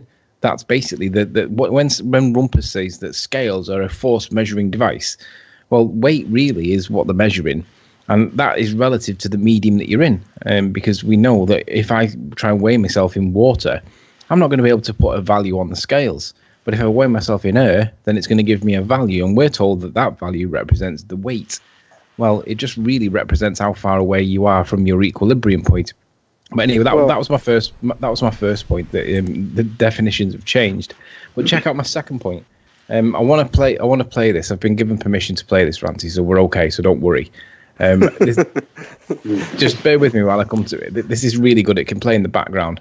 This is from flat South Africa or South Australia. I'm not quite sure where he's from, but what he's showing. This is in the topic of refraction, And when these baller morons tell us that something's looming back from behind the curve because of refraction, what this video is demonstrating is what is refraction. And the answer is, it's the same as Skunk Bay. This is as good as Skunk Bay. If you haven't seen Skunk Bay, you'll have to look it up. What he's showing is that this boat is refracting all the way through the medium that we're looking at. And you'll see that it stretches and it shrinks and it squashes and it stretches and it gets bigger and smaller and fatter and thinner, and it does all these weird things. And that's because light doesn't follow a curved path in the atmosphere. Light varies from point to point following a deviation from straight. So all these morons that tell you that light follows a curved path, they're completely lying. This is real world observation of what actually happens with refraction. And you can see that it's changed the proportion sizes of the boats, but that's not looming, it's just distorting what we see. Indeed, I've seen this video. Go ahead, Brian. Yeah, No, just saying I agree. Just saying I totally agree. It compresses and stretches and lifts and drops. Yeah. Yeah, I mean, it's not following a curved path. That's the most important part. It's following a variation from point to point. It's continuously variable, and it's basically you can't predict it. You can't calculate it. It's random. It's not random. It is caused by stuff, but there's too many factors that influence it. I mean, look at the windows. Well, this is what refraction is. This really is refraction. It's not bending behind no curve. It's stretching and shrinking like Skunk Bay shows, but this is being applied on a boat. We're joined by Dean. Just one sec. We're joined by Dean, everybody, and we still have an outstanding question. We still have an outstanding question for you, Tony. It was a super chat, so I could do with you answering it if that's all right. What is the definition of relative density? Relative density is just the density of an object or a liquid or a gas relative to the medium that it's next to, it's adjacent to, and touching. So it's basically the cherry tomato's density relative to the medium it's in, or the medium above it, or the medium below it. That's all it is. It's the density relative to the medium it's in. Could I just have 2 minutes? I thought you'd retired. Seconds. I have, but Toady called me by accident, or someone did, and I answered thinking it was it? Yeah, well, it was you, wasn't it, Renter? It was me. Yeah, and I answered, which then for some reason kept me listening to the damn show. But I do not intend to come back. But I just did notice something that I've got to correct you on, Riley. No, hang on. No, you can't correct me and then fuck off. That's not fair. I'll stay for 2 seconds. Then I'm just going to share my screen. Go on then. Right. Okay. So you entered weight into Google, and you just read out the noun, a body's relative mass. Yeah. Which is quite cool. Now, luckily, there's a drop down here, and if you click the drop down, and we go to the science or physics definition. Can you maximize that? Can you make that larger? Yes, it is. In a physics sense, the force exerted on the mass of a body by a gravitational field. So as much as I love you going to these definitions, please read all of them before saying that they're bullshit. Okay, I take your point, and let me just ask you back. What force would it be referencing if Albert Einstein says that gravity is not a force? Even if you think of it as a force, it still isn't a force. So what force would be exerted on a mass? The fictional force of gravity, or the fictional force of gravity, right. No further questions. Thanks for stopping by, Dean. Shut the door on your way out. It's a fictitious force, yes, we know that. Yeah. That's how shut the door on your way out. That's how it's defined in physics, Riley. Yeah, fictitious force means fake. It's not real. Well, centrifugal forces can do stuff. It can perturb. Yeah, there's no interaction. It's not a force. There's no interaction. Yeah. On a definition of force requires an interaction, a push or a pull. It manifests as a force anyway, so there you go. It manifests as a force. Yeah, that's not a force, though, is it? Anyway, if you can think of it. Please use the little drop down in future, Anthony. That's all I came on to say. Yeah, and please remember that gravity's not a force in future. That's all you need to go away with. Please stop using Google that states that it is a force from a gravitational field. Yeah, but we don't have a gravitational field. It's not a force. The gravitational force. Gravitational force from the fictional gravitational field. I am now. Anyway, nice speaking to you all once again. Bye-bye. See you later. So it's the force exerted He'll be back. By the fictional gravitational. Come on, guys, let's be serious now. I mean, if you really want to talk about science and about what's going on in terms of force, rotation, and gravitation, let's talk about science, force, rotation, and gravitation. But let's not go on with this nonsense, to be honest. This has been going on forever. I just want to say something. Agreed with everything you said. Everything is right. It's all good. Why don't you try to understand what, for instance, what makes the rotation of both luminaries and firmament? Then, one second. I just want to say something about the word. I was trying to say something there, past 5 minutes, about the two words, mass and weight. Oh wow! I don't use the word mass. I try my best not to use the word mass when I'm speaking about this, as mass connects then to being separate from weight, because in the belief of gravity, if you were away from the Earth towards the moon, your weight would be less, but your mass would be the same. So I stay away from using the word mass. And I just define the word weight as an object's weight is its inherent density within its volume. So an object's weight correlates directly to its inherent density within its volume, and that can't be argued with. It's basically keeping weight within the argument of relative density, and you're not using the word mass at all, because mass is more than one meaning as well, or more than one definition.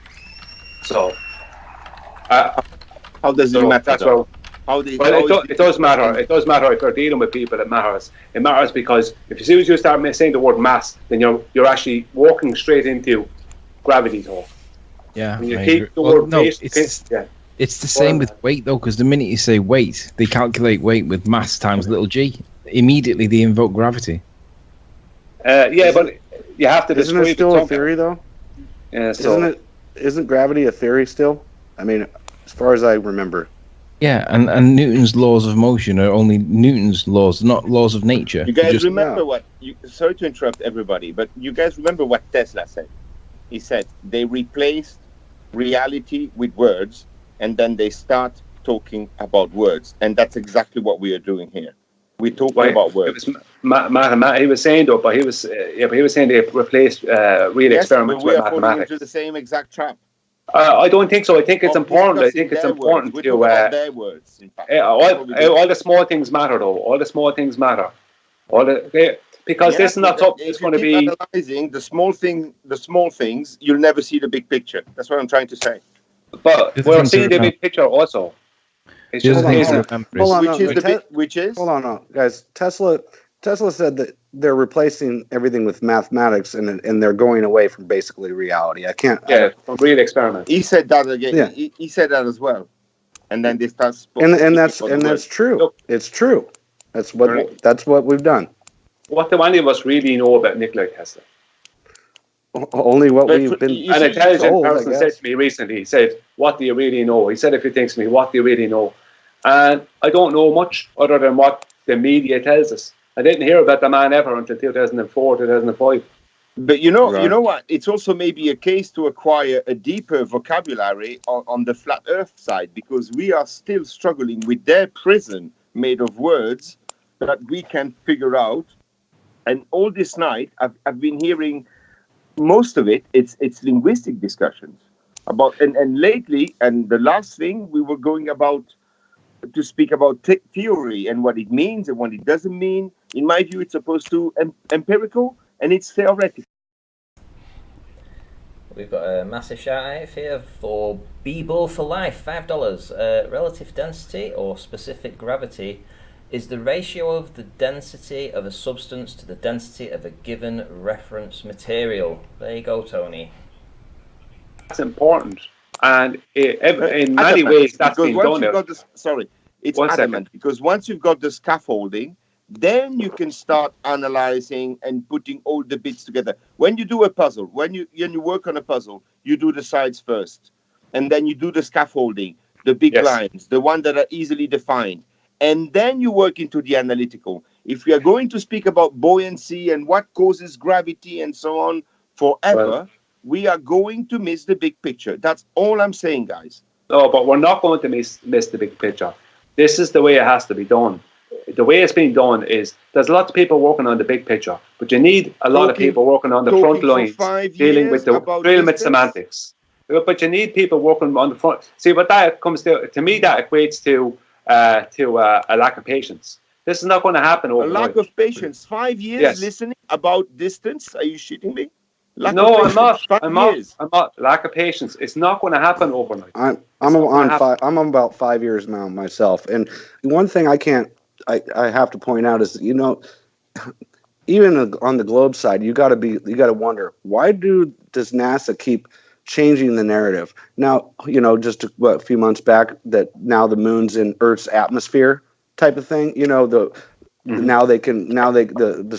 second law of thermodynamics is all good because they're not breaking it now. You know what I mean? Like they keep changing the narrative. When you do any competitive work, you know that you need to ignore the competition, ignore the adversary, and just work hard yourself. So I'm just saying. I mean, how can anybody that truly has been researching this trust NASA? I mean, come on. I don't. No, I don't trust people I've been working with in science because they fail to see the evidence. I was working on something else, and so I didn't look like you guys. I was working on a window. I was focusing on what I was doing, and I was failing to see the big picture. And the big picture is extremely simple. All I gave you in the beginning of the discussion is just a bit, but I need to gather some interest because I see you guys talk about words still. Gravity, buoyancy, is it a force? Is it not a force? What's a force? What's weight? What's mass? What does it mean, in fact? We don't know. I'll be honest with you. I am working on much bigger things.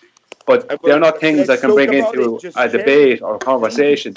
They're things, I am working on bigger things. Go ahead. But it's important to speak about words like weight and mass and go through them kind of things. Because when it gets to dealing with mainstream science, we are dealing with, and we're going to have to deal with more and more, you're going to have that things right. I mean, at this stage, I couldn't see any scientists in the world, regardless of what their what part of, let's say, what they call mainstream science they're in. I couldn't see any of them being able to out-debate Anthony when it comes to density versus gravity. Okay. And that only happened by small steps. You guys told me off for mentioning mass, and now you're telling me about gravity. Okay. No, I'm not telling you about gravity. I'm telling you about what we're going to have to deal with. That's what I'm talking about. Why not calling it electrostatic tension if you want? And why don't you say that we are staying on an inertial plane? And what instead of talking about light, we talk about induction of the substrate or the ether, if you want. Why don't we get to an actual vocabulary of things which have been proven and tested? Because if Steinmetz didn't redo the equation of Maxwell, we wouldn't be using electricity. And it's because he understood that he had to get rid of electrostatics because it was hindering the way we were using electromagnetics. Let's talk about real things. Well, look, what I say to you is this, right? Earlier on, it was mentioned by either yourself or the other lad here, that about Nathan and Quantum Eraser, how it was hard to listen to Nathan and Quantum Eraser. But Nathan and Quantum Eraser have brought flat Earth further than anyone has. Regardless of what people think of them, they've brought flat Earth further, and they've put up a line of defense that's very, very difficult for people to fight against. Years ago, the Earth was flat. We've assessed it. We're still, all I see is a lot of people in denial, in fact, of the Earth being flat. Because I have integrated the fact that it's flat, and from there, I have rethought my world around it. And if you rethink your world in the same way you do when you translate a complex book and you've got a couple of words you don't understand, you pretend. You pretend and you see if it sticks. If it sticks, it should be in the right direction. And then you follow that direction and you untangle the thing little by little. Well, have you ever been fishing? It's sometimes you entangle the line and then you have to spare some time untangling the line, and you need to understand the big picture. What comes from where, and where goes what, and what color is what. If I can interrupt here real quick. Please do. If the Earth was truly a sphere, a globe, we would not be here having this conversation. Fair right? enough. So why we talk about sphere again? Well, You can't ignore it. well, I mean, that's the whole there debate, is no isn't it? sphere. Sphere versus flat. I mean, that's the debate. I'm not there to talk about sphere versus flat. I've been flat for years now, and, No, and I'm I'm not- I'm- talking about old circuit working, an old circuitry working on flat Earth. Can I Okay, just fair say enough. one thing about Nathan Okay. and Quantum Eraser? You Sure, can go tell ahead. that Nathan and Quantum Eraser are causing ripples because the only criticism that you ever hear is things like, oh, so you ascribe to Quantum Eraser rhetoric then? Rather than saying Quantum Eraser is wrong because he cites this citation, but that was debunked by such a body in 2000 and whatever, they never address the point that's being made. They only ever address the person or the character or the behavior or the personality. And let's be honest, there's always ways that Wait. both Well, Nathan allow me and to do Quantum that Eraser just could now, improve. then. I But agree nobody with ever you. addresses It's- the points that they it- make. It's I will address ridiculous. a specific point and a reason why quantum eraser is full of hot hair. So he's basing himself, and all his diatribe is based on the double slit experiment, isn't it? Which is an experiment that contains the photons as a premise in order to prove photons. That goes totally against Nathan Oakley philosophy of independent variables and so on, because if you assume the consequence, that's how they say, no? It's So, void. Yeah, I know what you mean. And he relies on that experiment, which assumes the consequence. So they say we're shooting photons through a sheet with slits, and then and the funny part of the quantum of the double slit experiment is that they say when we're trying to detect the photons, then they become aware and they get shy. Is that something I am supposed to go along with in terms of science? The What I photons would get say- shy. So the photons, which are particles, we cannot prove because we are actually putting them in the very premise of the experiment, saying we are shooting photons through those slits, and then we are registering those photons on a background or whatever. But when Okay, you so add Let me respond then. You say, is that something that you should accept? I want somebody that's able to discuss and disagree on point on that quantum point, because I realise that there are interpretations that might not jive with what John says, but Right the Hand brought up a similar point, but because Right the Hand can't disagree properly, there wasn't a conversation. But I want to see that conversation where someone doesn't agree with John. well, it's because kind of simple. They assume photons. They assume the photons, and then but how ridiculous is it when he compares a wave to an actual wave from the sea? I mean, we are talking about the wave because it's a plot of variation that we register, that we put on a graph, and it looks like a wave. What on earth is he doing comparing it to the wave of an ocean that when he hits the slit, it would scatter, or God knows what he comes with?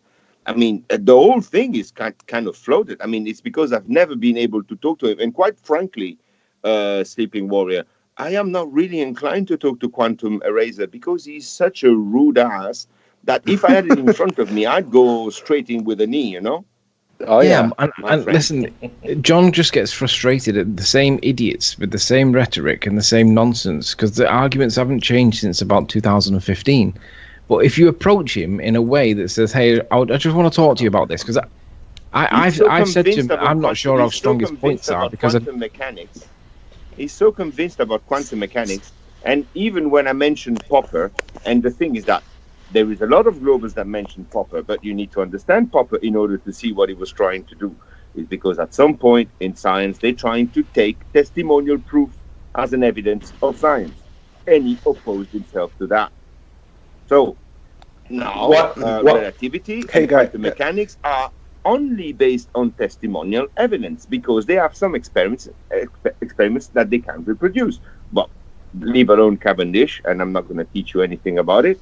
But you've got plenty of other things that they claim are empirically tested, and they are not. They're just mathematically extrapolated from a transformation that was stolen from Henri Poincaré because Einstein worked at the the patent office. I mean, we're not going to redo history. I really would like to talk about how we can progress into a working model. I don't even want to argue with Quantum Eraser You know, it's a waste of time for me. I already know it's bullshit. But, To be well, honest, Okay. I don't can even think we need a working model. Can I- Why do we need a I- working model when it's so intuitive that it's Well, flat? You don't have to think about how big it is. It's Where flat, the but curve is. flat. Okay, shape is only one thing, my friend. How does it all work together? Are you familiar with the PCR, which is a polymerase chain reaction? Which is Am what I we do. familiar with the what? A polymerase. I have chain. to interject here real quick. I kind of disagree because we do kind of, in a way, no pun intended, but we have to start from ground zero. That's what people, because we have all been indoctrinated that the world is a globe and all that, and the heliocentric model, and so all these things that we're talking about have to be revisited because of the realization that it is flat. Okay. So of course, all these things that you guys are talking about, the density, buoyancy, all these things, even gravity, whatever, are relevant. Okay. So, but the thing I'm is not that talking about that. Just as an insight. I know you're not. I know you're not talking about that, but I'm just saying that, like, I mean, does everybody ignore the Michelson-Morley experiment? I mean, it proved that the Earth isn't moving a long time ago. Well, hang on. The Michelson-Morley experiment is criticised by ballers. They say that we misrepresent the outcome. I know, because they were ballers. They were I don't want to ballers. go back to my were trying to prove. guys. But it wasn't an experiment, right? I mean, let's go back to Eratosthenes then. But we've been going in circles. Well, that's like dumb. rats in a wheel, running, expending energy. Well, I feel that differently. They were going in circles at all. Like, they were moving forward solidly. Absolutely. I think we are moving forward. We are. I mean, as far as I'm concerned, I'm convinced about everything. I'm convinced about all those points. I've already made them and I've moved on, like I did for the Bible 10 years ago. You know, once you understand a context, then you work from that concept. You climb from that. It's just a new step into something else. So, okay, the Earth is flat. Absolutely, it is flat. So let's move on now. How does it work? Yeah, but you have to understand. You see, I have to say this to you. You're kind of coming from this from a kind of, although a very enthusiastic, but a kind of a selfish point of view, because you might be able to accept it's flat and have no problem at all with that. But the problem is, you think it's a global one? No, I don't. Obviously, I don't. But the point is, the problem is that it's not this small little corner of the internet that knows it's flat and accepts it's flat. It's that there's no point in us doing this in the wrong way. Otherwise, it's just going to be a forgotten about thing like it was at other times in history. We have to show the rest of the world that these things that they believe in, okay, right? These things that they believe in. We have to show them that this is wrong. One second. Once you've showed them how it works, it's easy to be convinced. One second. Yeah. Let him talk. Let him talk. Yeah, but one second. I got that. Let him talk. 1 second. Go ahead. We have to be able to show them that gravity is not a real thing. That there isn't a curvature of any part of the Earth. It's not curving consistently in any way. That there is no Earth spin. There is no actual proper distance to the sun measurement. There is no proof that space is what we're told. You know, but that's not going to happen overnight. That's going to be a long process. Yeah, for people that look into it. I agree. It's good to have enthusiasm, but you can't just expect the whole world to just be able to flip as fast as you could or I could. Exactly, I completely agree with you because I've been in this for almost 5 years now, but there's a lot of people that are just starting to hear about this. You know what I mean? So we kind of have to reiterate and regurgitate things just because that's how knowledge is. Look at that's what the indoctrination has done to us. They regurgitate over and over, drilling it into our heads since we were a kid that this is how everything is, and then when we come to a realization that okay, fair enough. But at this point, I'm not antagonizing anything of your arguments. I am. Well, let me make my point though. But if I'm not saying you shouldn't go further, and that should be for your channel. I mean, like if you're going into things like quantum mechanics and stuff that people don't understand, they're going to be like, what are they talking about? This is dumb. That's my point. It's like I was said earlier with Ranty and how he specialized in optics, and that's his niche. you know, like if your niche is going into whatever, that's yours, you know, but you can't just say we can't talk about these things because you know it's flat. Oh, by you all know? means, by all means, we can talk about these things, but we've been talking about the same 200 points for the last 5 years. I would like to see some creativity at some point in the flat Earth movement.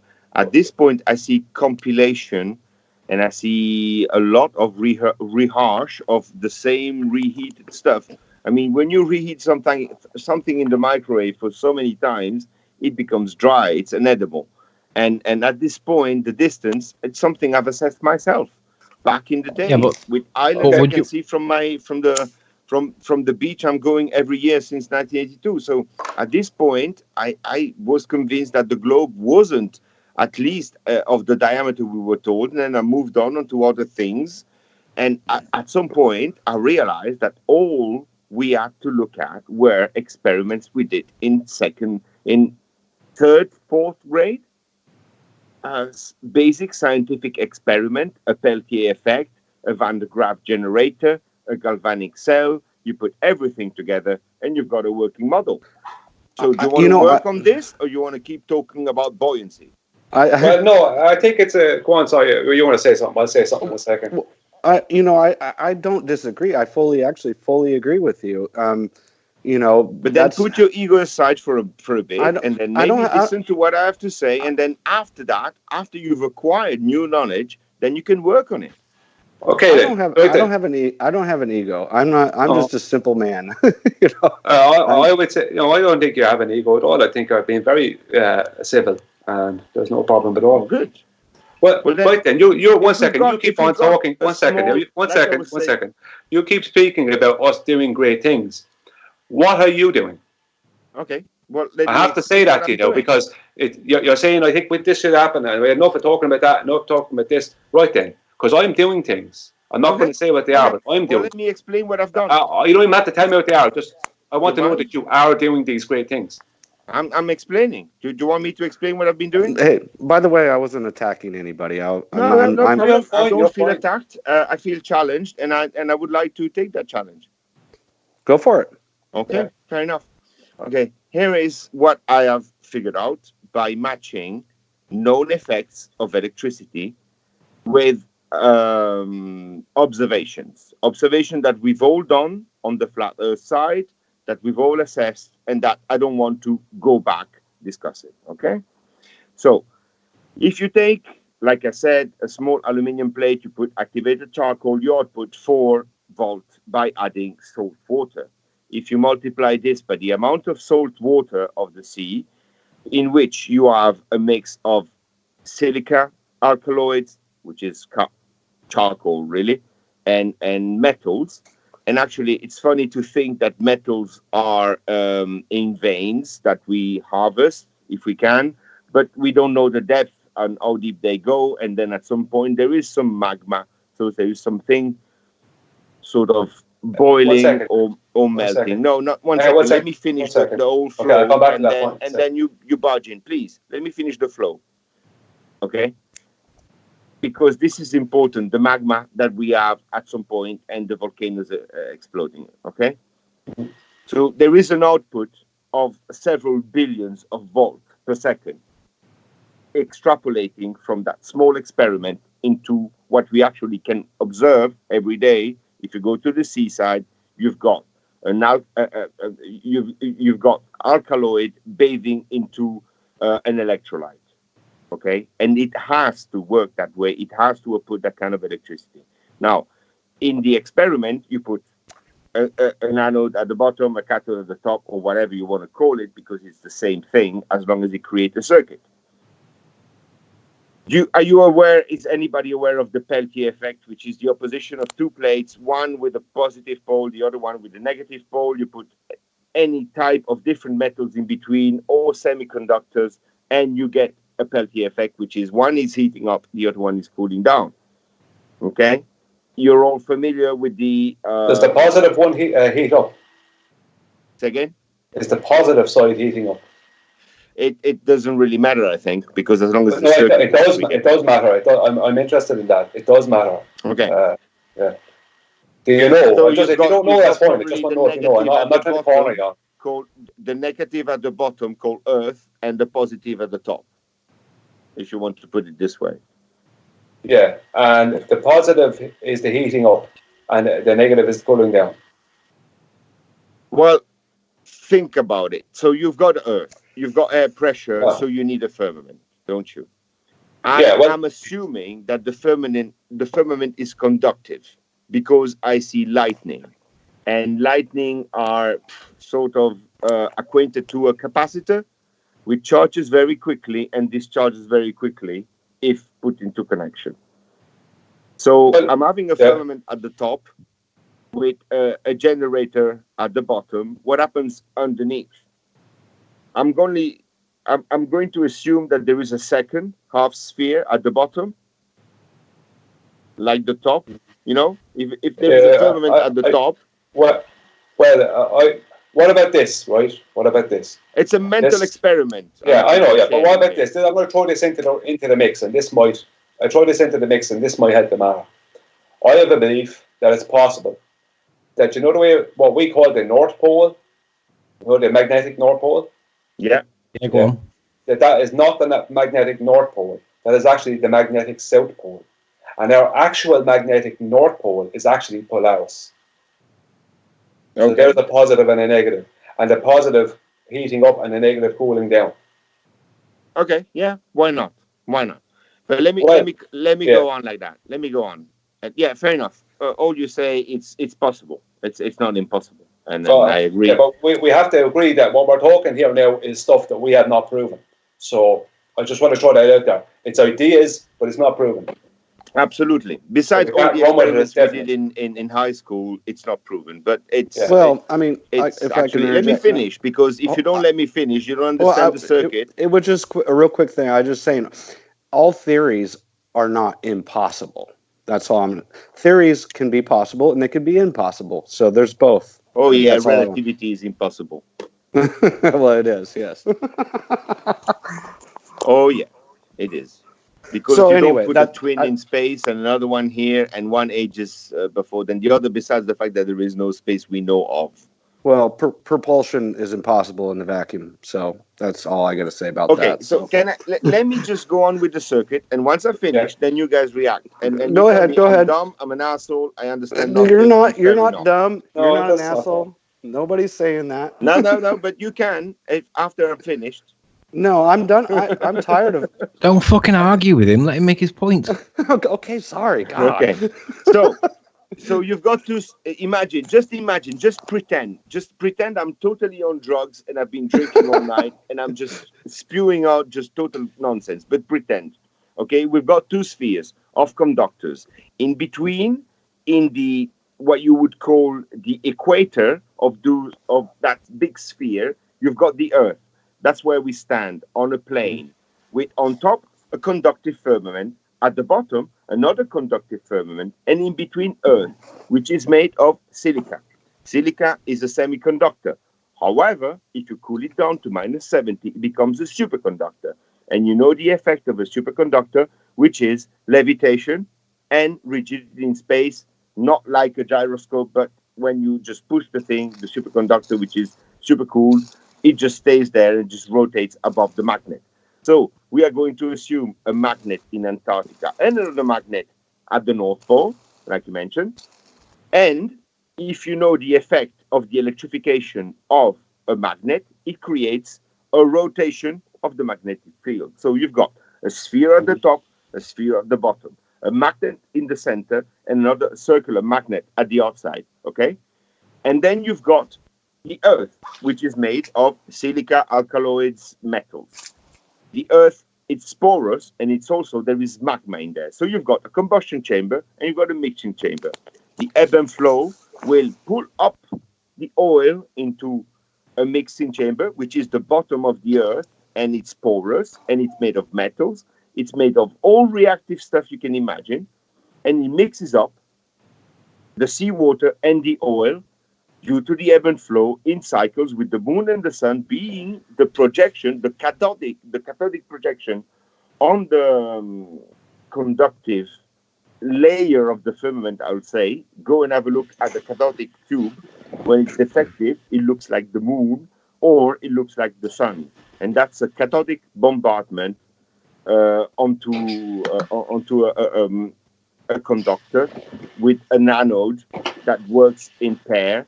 And you'll see that it's totally possible to reproduce a full working model of the sun and the moon. By the way, you've got two rotating fields. One is the firmament and the other one is the luminaries, because you've got an outer magnet and an inner magnet. Now, I have totally spoken my mind. You go ahead, tell me it's it or not, or you didn't understand, and I'll precise that. Go ahead. Okay. Well, what I would say is two things. One is you're talking about this magnetism around Antarctica. To me, that doesn't make enough sense, as all compasses will always start pointing to north. Does it make sense or it doesn't make sense? It doesn't make sense that's where there would be an opposite magnet, because all compasses will always point to north. They'll never start pointing south. I agree, unless you get. Well, I've never heard of anyone being able to point a compass south. No, but if you get an observer in South America and an observer in Australia and an observer in South Africa, and you all get a compass and they're all going to line up with what we're told is north, right? Mm-hmm. How do you know that the other two guys that you can't see and that are thousands of miles away, how do you know that their compasses are pointing at the same point on the horizon that you believe your compass is pointing at? I know that's what they tell us, but how do we know?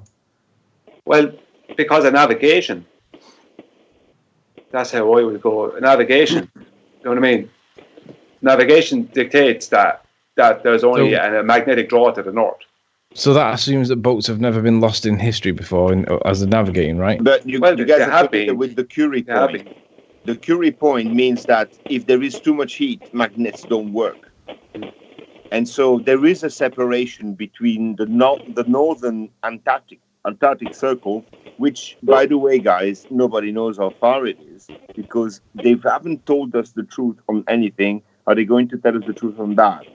Cook took I agree with that. 66,000 miles to circumvent Antarctica, allegedly. So I would take everything with a grain of salt, and I would start from the scaffold. That doesn't imply any measurement.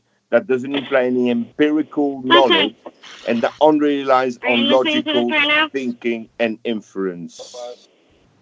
Yeah. Did you ever hear of a thing called the sky stone? No, pull up. I'm like, who the fuck is on my... What is this? I don't know what's going on. Hey, sister, put yourself on mute, kiddo. Me like you long time.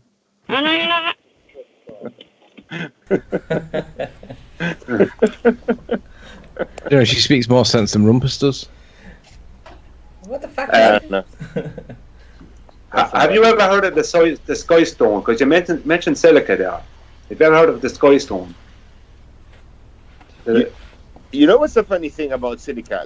I was reading about... One second. I answer the question first. Yeah. Have you ever heard of the sky stone? Have you heard of that? A what? Say again, a what? The sky stone. Have you ever heard of the sky stone? Yeah. Sky storm. Never heard of that. Yeah. The sky stone. It's a piece of of stone or glass that fell from the sky, supposedly. Oh. And they couldn't burn it. They couldn't burn it. They couldn't freeze it. They couldn't burn it or freeze it or damage it. They couldn't do harm to it, and it was made of some kind of silica. Now, some kind of oxygen and silica. They never found out how it worked. Supposedly, this is supposedly. I wasn't there, and it was bought or procured by somebody, and it's gone missing since then. But there's a video I shared to Ranty there a while back. The video about it, the sky stone. You put it into YouTube to see it. Now you're talking about silica. If there was containment that was made of silica, would it not be a great conductor? In fact, what I'm saying is that the dome is not made of silicon. The Earth is mainly made of silicon, and it actually becomes a super and a semiconductor according to temperature. So in the outer rim of the Antarctic at minus 70, it becomes actually a levitating device if it's paired with a magnet. That's where I am inferring the magnet. Yeah, in but Antarctica. could you prove that could happen? Let's just say in a I laboratory. can't prove it, but look at quantum levitation, and it's actually a similar effect. That only means the sun and the moon are some semiconductive compounds. Yeah, well, I'd see them as magnetic. You know, I'm brainstorming here, man. I'd see them as magnetic. They're controlled magnetically. Hey guys, can I just interrupt for just a second? Sure. It was awesome being on. I'd love to be on again, Ranty, and I'll love talking to you guys. My wife just got home, and I gotta go. No worries. So just to be sure, that's flat Earth response, yeah? Yeah, that's me. Okay. Nice meeting you. Nice meeting you too. Nice meeting you too, Ranty, and I look forward to come on again. So. You're always welcome. Okay. All right, guys. Thank you. Yeah. Good night, everybody. Bye. Bye. Bye. That's why you should work from your shed, like I do. You see, the reason I would question you about a few things is because brainstorming is good, but what happens is that, let's just say you're brainstorming with someone, and then they take that, what you're saying, and they start telling other people. And before you know it, you have people online saying this, that, and everything are facts. And then they have to come up with evidence to prove these facts. Like you said about the levitation with the minus 70. It's like, when people are asked, when these things snowball, people are asked by the Globers, right? Well, prove that, and then they can't even show. Yeah, proof. but you know what? I still have more empirical evidence for my version than they have empirical evidence for relativity or quantum mechanics. Well, anything greater than zero is a win, right? Absolutely. So at the end of the day, we've got all the experiments. We've got quantum levitation working. We've got the Van der Graaf generator working. We've got the Peltier effect working. We've got the Curie point, which is assessed. So the molten core is just utter bullshit, because nothing could be magnetic past a certain point. What else do we have? Foucault contradicted by Cavendish. I had a good nothing, honestly, guys. Honestly, they've got. I heard a good counter for the Curie point argument point from a baller recently, and it dawned on me that it makes logical sense, and I could actually agree with it. The counter was, okay, I'll give you that the Curie point stops the magnetism at the temperatures that we're told that the core exists. He said, I'll give you it. He said, but do you agree that the crust of the Earth that you're standing on is not at that temperature, and it's cooled from that temperature that we cite at 5,000 degrees? And I said, yeah. He said, well, once it drops below the Curie point at the crust, then we can have magnetism, right? And I was like, all right, okay, yeah, I see your point. So he did. It's a reasonable counter, but I said, well, where's it coming from? I said, it's got to be perpetuated from something, right? And then he was stuck again, but it was a reasonable counter. Because he's explaining magnet, he's proving. You coming back on gravity? My God, that was sneaky. Because what he's proving gravity with the magnetic core, but gravity only works. But if it was magnetic, it would only work on ferrous material, wouldn't it? Well, everything's magnetic to a degree, right? Even stuff that's not magnetic has got a magnetic influence. No, it's got an electrostatic component. Sure. I mean, if you take a balloon, you fill it up with air, and then you rub it against something acrylic, and then you take your tap, you open it very, very gently, and you let just a small drip, not just a drip, actually. Just a small pore. A small drip, pore. Yeah. And then it will bend towards the balloon. I don't know how to say it. A small drip. It will bend towards the balloon, and that's electrostatic. So electrostatics attract non-ferrous material, not magnetic. That's why I think it's a tension. And you guys are arguing about, is it a force or whatever? I think it's a tension. It equalizes on the flat plane, which we could also call an inertial plane, in fact, like what's his name, Theoria Apophasis talks about. He's very confused and he's very confusing, but if you listen to him, he got a couple of interesting points. But Ken Wheeler, that's his name, Ken Wheeler. When you say it's a tension, are you still speaking about a force, a downward force? It's a balancing force. Like everything else is balancing each other. Have you seen that the magnetic field that induces the electricity annuls the very magnetic field that induces electricity? It's very odd, but that's how it works. It's all balanced. When you walk, you lean forward, and then you catch yourself with your feet.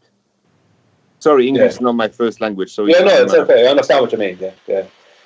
So it's all balanced, and the cycles of pressure that creates, in my view, the ebb and flow will push the electrolyte, which is the sea, down into the porous underground, and the porous underground has both -70 and plus a couple of kelvins probably in order to melt the rocks, and you have everything. You've got a furnace, you've got a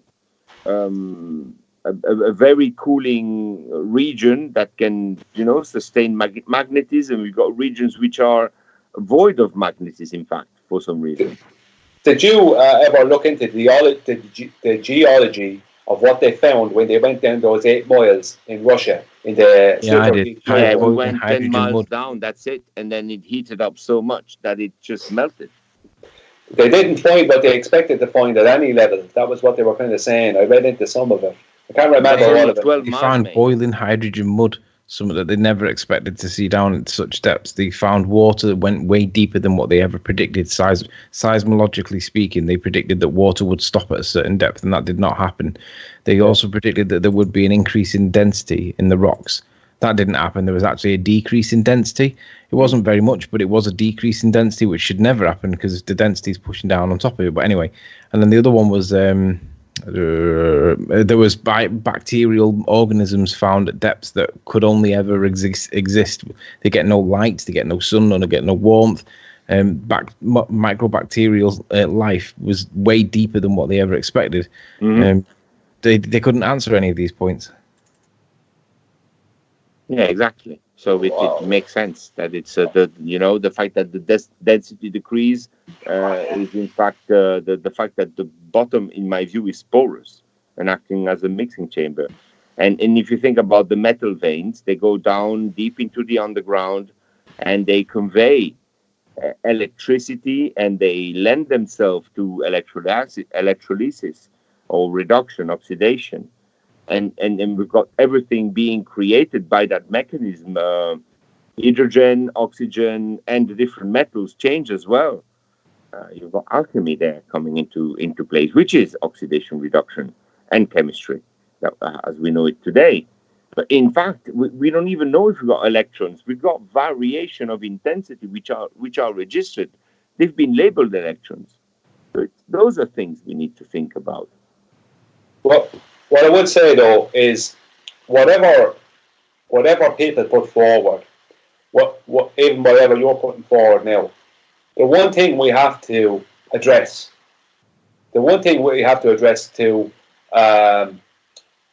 to know that we're on the right track is what explains relative density.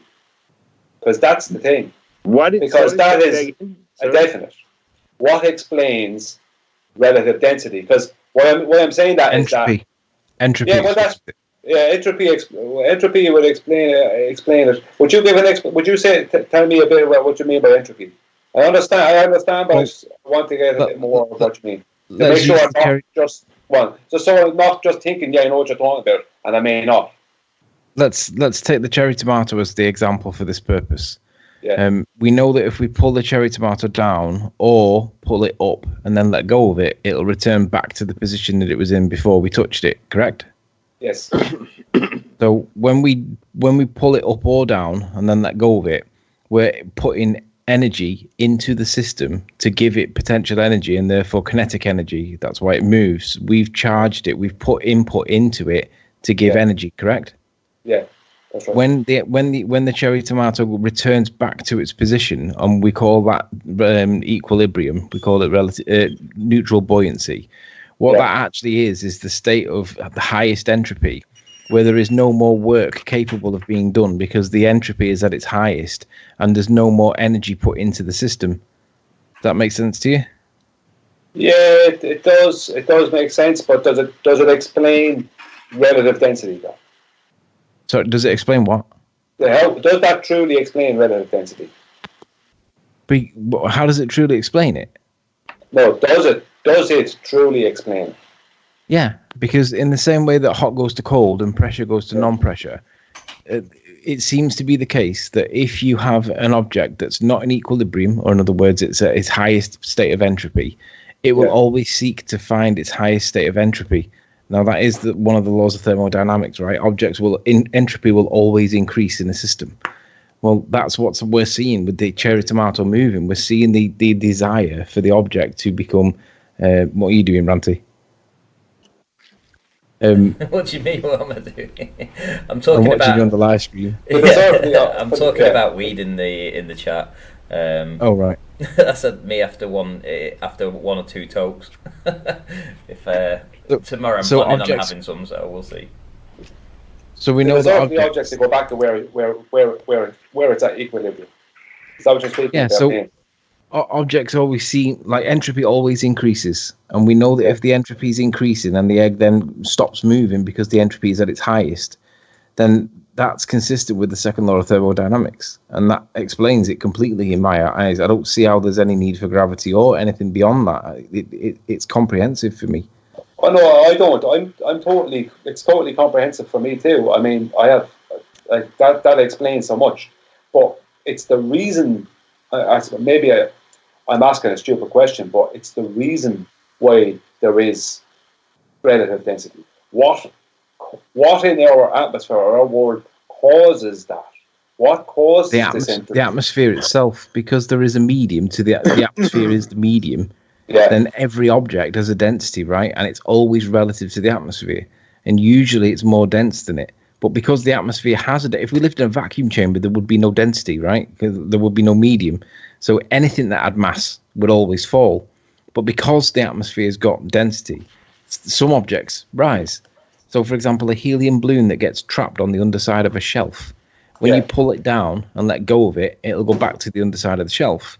Well, when you pull it down, you're adding energy to the system to allow it to do work. So you're reducing the entropy. And then when you let go of it and it gets stuck on the underside of the shelf again, that's getting to the state of highest entropy, and it can no longer do any more work because there's a physical barrier stopping it. But if you put energy into the system by removing the shelf, the barrier, then the balloon then has got the ability to do more work because you've put energy into the system by using your muscles, right?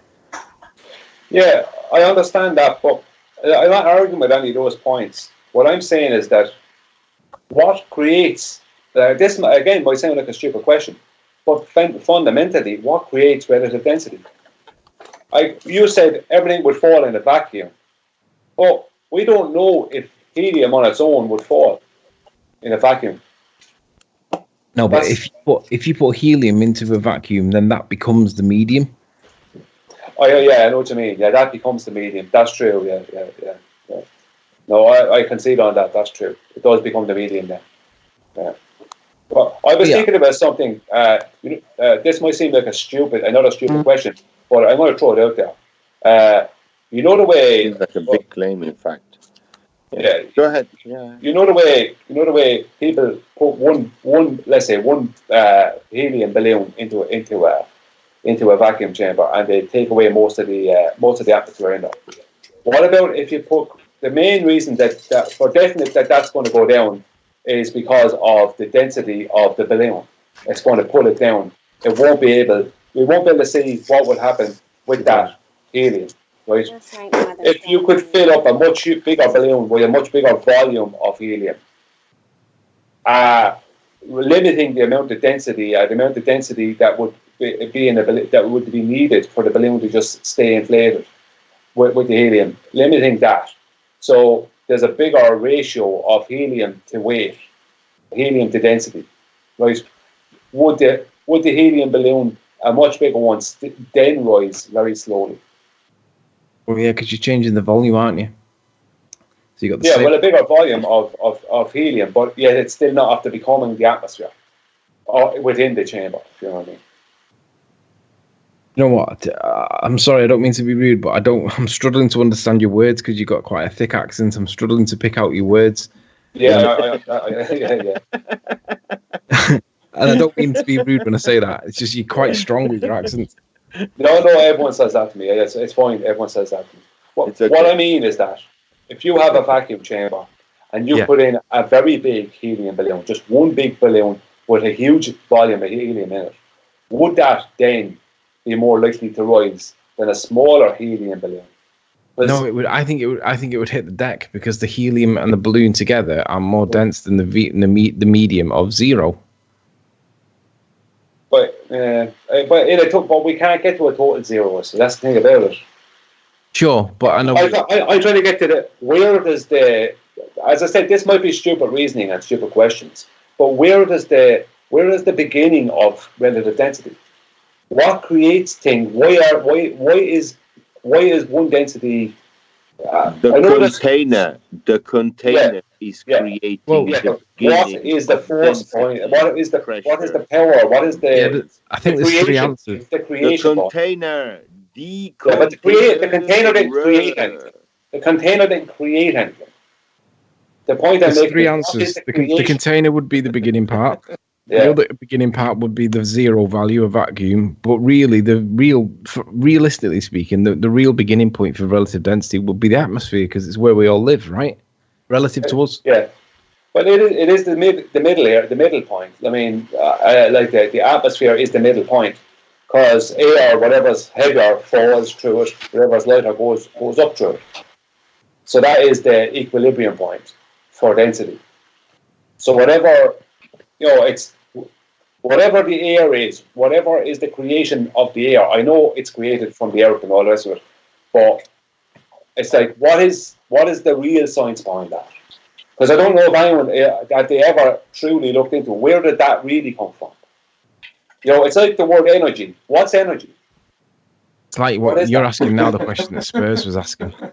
Well, it's not so much what Spurs are talking about pressure. But what's energy? People speak about energy. What is energy? Energy is the ability to do work, is it not? Yeah, but that's a more of a scientific term. What is it? The induction of the substrate. It's the induction of the substrate. Yeah, but that's still another term. That's not. It's not because you don't understand it that it. All right, you're obviously leading us towards an answer. What answer do you want us to say? No, I'm not leading it towards. It's like I hear the word energy being bandied around all the time, and I'm like, right, what is it then? And no one can give me. It's an induction. That's the whole point. That's the whole point. They've been trying to. Listen, that's the whole point. Yeah, but that's what I get. I get told it's this term and that term, but there's never a real explanation of what energy is. I'm trying to explain it. If you let me speak. Okay, you speak, and I'll say something after that. Then. Yeah, go ahead, Brian. The whole thing they've been trying to hide is that energy is not produced, but induced. Okay? Stop. That makes a bit of sense. Full stop. If energy is not produced, they have no claim on charging on energy because it's just there. They just induce it. Yeah, well, I was up to similar thinking because I'll put it this way. When somebody goes for a run, okay? When they're finished their run, or as long as they weren't tired before they went, when they're finished their run, they're more energetic and they're more alive, they're more alert, and they literally have more energy.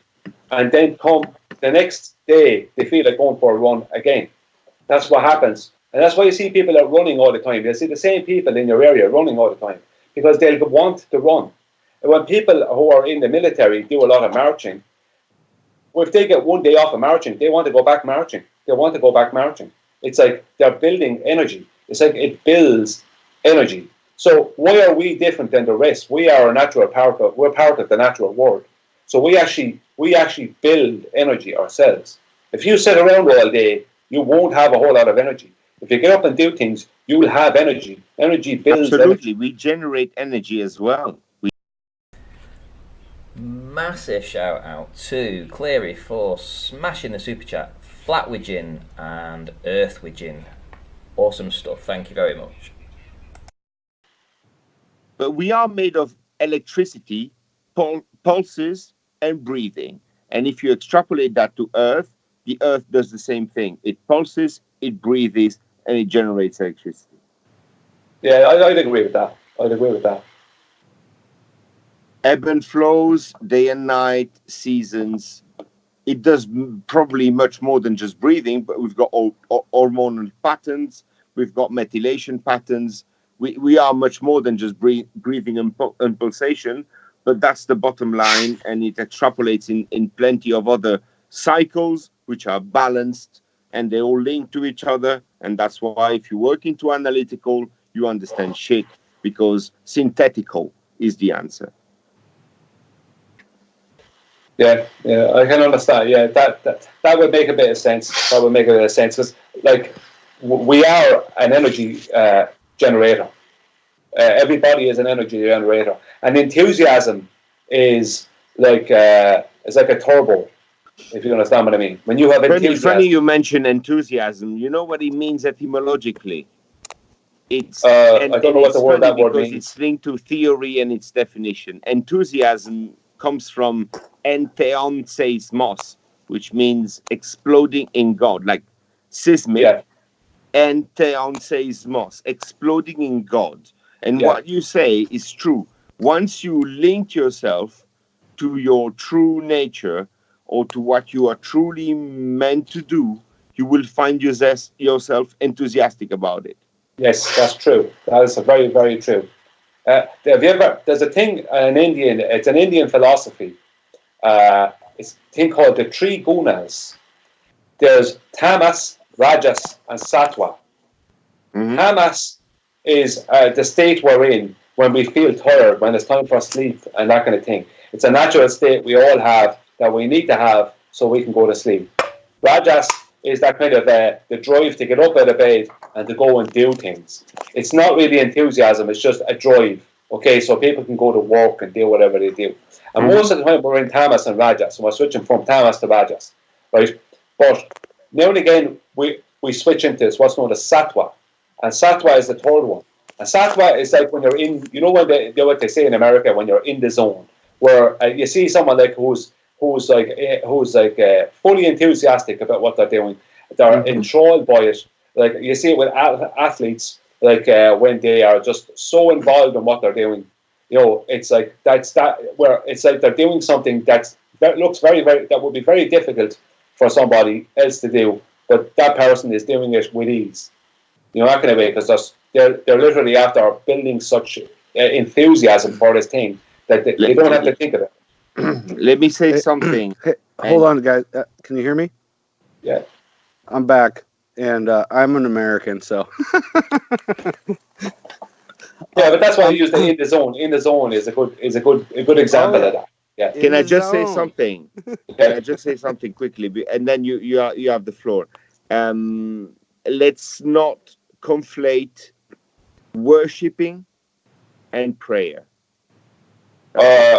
Yeah, I was only talking about something that the Indian in India it's just a thing used in Indian philosophy. No, but you can reach what you said through prayer. You will not reach it through worshipping. No, I'm not talking about worshipping. I don't worship anything. No, I'm not speaking about that. That's one of the things Jesus taught us. Absolutely, yeah.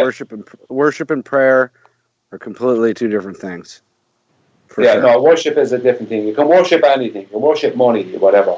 Prayer is different. Yeah. Prayer is a different thing. Prayer is personal. But what I was speaking about is just that thing. It's just a good explanation of that point where you get that enthusiasm. It doesn't have to be for something physical, because energy can be used in many ways. Like I was full of enthusiasm with something I was doing today and yesterday. but I wasn't doing anything physical. It was mental what I was doing, and I was so involved in it. It took up several hours of my life without even looking at the clock. Absolutely. Love, for example. Love. It's not physical. Yeah. It's that's not physical. And conference interpretation. Look at conference interpreters, how much calories they lose after they've worked for hours a day, and it's only the brain working. Well, what's the conference? What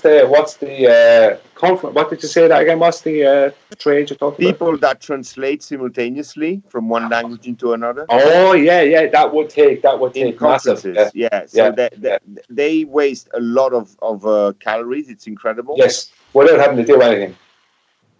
Well, just to say that the brain wastes a lot of calories. Yes. Well, chess, I would say, does the same. I don't know if for chess players, but I play a bit of chess in my life. I'm not an expert at it, but I played a good bit of chess, and chess would be the same. Chess, just you can feel absolutely drained after chess. You don't see fat chess players. I fully agree. Every time I play chess, I'm like my mind is just like in task. It's draining. It's draining. It is. It is. I agree fully with that. Like if you and I mean, even just talking about the things we're talking about is a mind drain, But well spotted, Cleary there. Well spotted, my son. Fight the tight shirt is desperate for viewers. A $10 super chat, and I've seen him sending his little minions over to try and say that he is actually live right now. So if anybody's listening and wants to go over there and listen to that guy, go ahead, listen to him.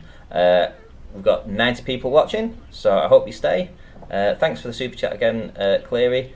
Really, really do appreciate it. I mean, we are, human beings are weird. Thank God I don't have fluoride in my water, but whatever. I mean, but people are easily, what is the saying that, it's easier to convince whatever that they've been fooled or whatever. I hate to be George Bush on this, but gotcha. Yeah. You know what I mean? It's I know the quote. To convince them that they've been fooled. It's easier to blah blah blah. But that was Mark Twain. It's easier to fool them than to convince them they've been fooled. That they've been fooled. Exactly. Yeah. And that statement and that quote, it really resonates with me because with this whole the whole argument of flat Earth globe, because people say, why would they lie to us? Why? Well, there's plenty of reasons why. Yeah, why would anyone lie to anyone? Only for personal gain of some kind. Exactly. I mean, to control people is to fool people, right? Yeah. Can you guys can all agree on that? To control people, you fool them, you lie, you manipulate, you propagandize, you do all these. It's very easy. Some people say that the Holocaust didn't happen, but I can guarantee that I pretty much know that whatever Hitler was a bad guy. I think he was. There's been a lot of bad guys in history. Happened. Something happened. Something happened. Right. Yeah, we're not going to get the full story on it. That's the problem. Right. The line is breaking. I don't know if we want to get into that. No, I'm not wanting to get into that. I'm just saying that I was talking about. Please. I'm in Europe. It's all about lies and stuff. I'm in Europe. I'm in Europe. Just cut it short. Move on to magnetic fields, please. All right. Just one more thing. Before I got the Spetsnaz just dropping from airplanes in my house. Let's not do that. Nobody's doing that. The Nobody's forbidden doing subject. Verbot, streng verboten. I know they are forbidden. No lot. But as like-minded people we question that. Why is it forbidden? Why? It's almost like nowadays because of the loi Guesso and because of the case law in the German parliament. You talk about it. You I know. are a Holocaust denier. So let's move on. Well, no, I'm not focusing on that. I'm just saying that. No, he wasn't focusing on that. He was just talking about how we don't really know these big events in history, what really happens. Really don't. We're in the dark about these things.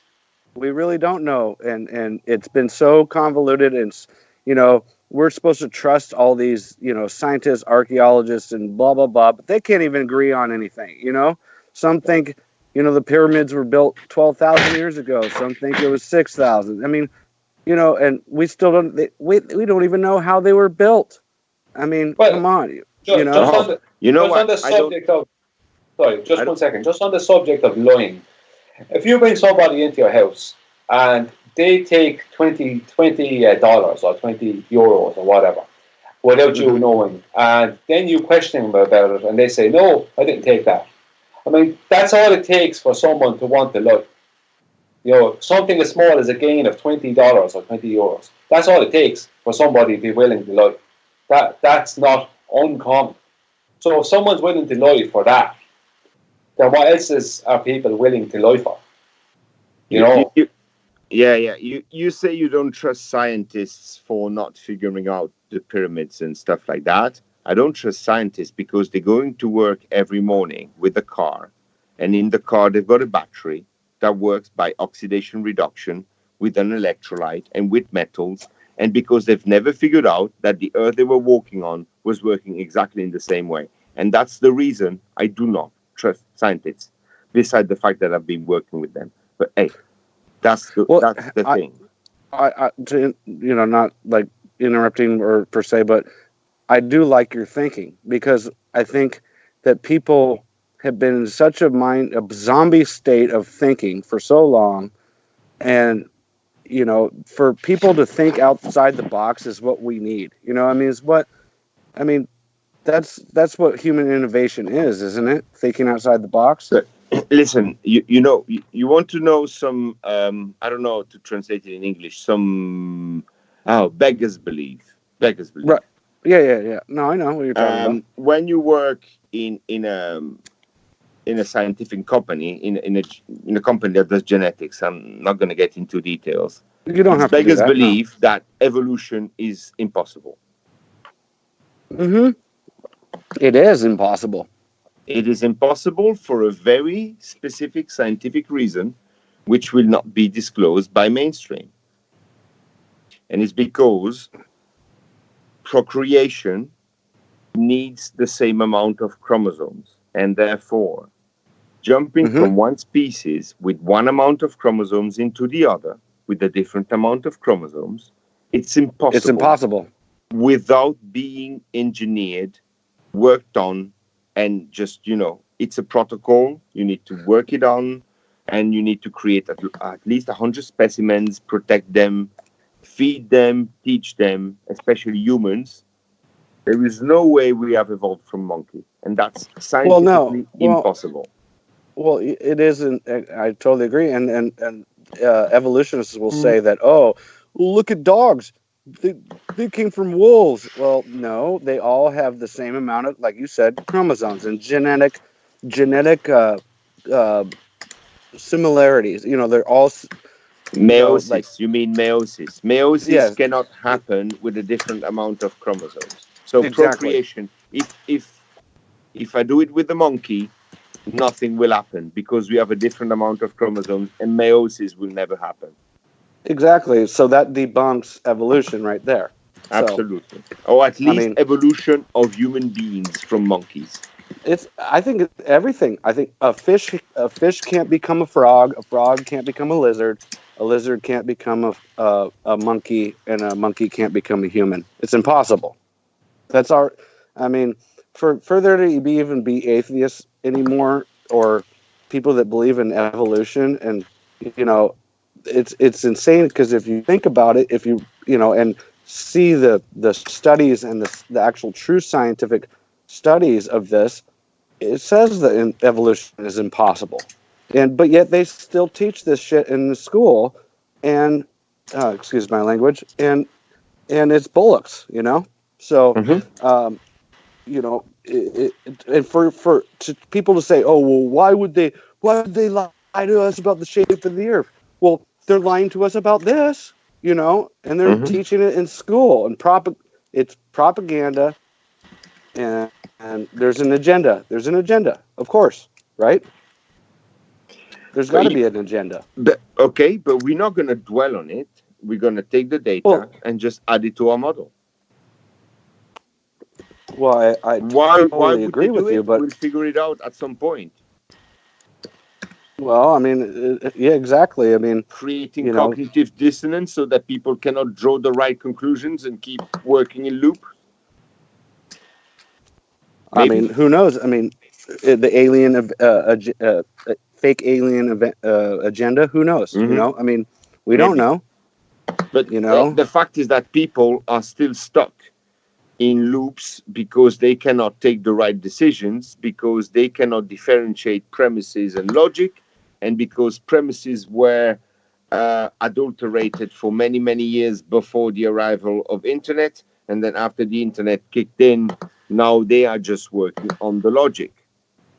Now we have the right premises, the data is there, we can actually do our own experiments. However, they are adulterating the logic itself. And that's where it becomes dangerous. They are twisting the words. Theory, it's opposed to empirical. They are antagonizing themselves. I agree. There is no theory that can be proven. Once it's proven, it becomes a law. And Quantum Eraser can shout his head off. I don't care, because that's what it means. Well, and I agree with you. I mean, they constantly are changing the narrative. You know what I mean? So, if something doesn't fit in the heliocentric model, they change it. You know, I mean, and that goes with everything. It's not just flat Earth; it's everything. You know, they replace reality with words, and they started talking about words. No, words and mathematics. Words and mathematics, which are words too. You know but all that, absolutely. In mathematics, they've made up words: gluons, muons, gravitons, and God knows what. Yeah. They constantly made up words in with gender thingies. You know? Yeah. Cisgender, whatever. God knows what they came up with. X, Y, G, F, N, ridiculous. It's P, I, whatever. Yeah, I mean, it's ridiculous. I would have a hard time not to laugh at their face if they come up with that kind of stuff. It's ridiculous. I mean, it's absolutely, our world is turned upside down. I don't know how old you are. I'm 43, and my world is. How old are you? Just a couple of years older than you. Okay, so we're basically in the same genre. You know, I have seen this world go from what and I know the world's always been bad, but you know, gone from just normal, seemed like normal family upbringing. Doesn't matter if you go to church or not. Who cares? You know, I wasn't taught hate. I'm not racist. I'm I do believe in God because Flat Earth brought me back to God, or at least a creator. But you know, to this twisted norm. This is supposed to be like normality now. A prison made of words. I'm not racist. What does it mean? Well, I'm married to a French woman whose descendants were from the Caribbean. My daughter is very, very colored. Besides the fact that I'm from Southern Europe and I'm kind of dark myself, so my daughter is pretty dark. I resent the invasion we are witnessing from Africa, from anywhere else, from Morocco, and Algeria in France, Pakistan, and now Pakistani are much more organized than North African, which are just thugs basically. But it's a big mess. So I have a colored family, but I am against immigration. How do you put it? Well, immigration, as far as what do you mean, American immigration? Like American immigration is the same thing. Colored people in America, which are integrated and working and you know, ascending the social ladder, will feel assimilated to the thug coming in.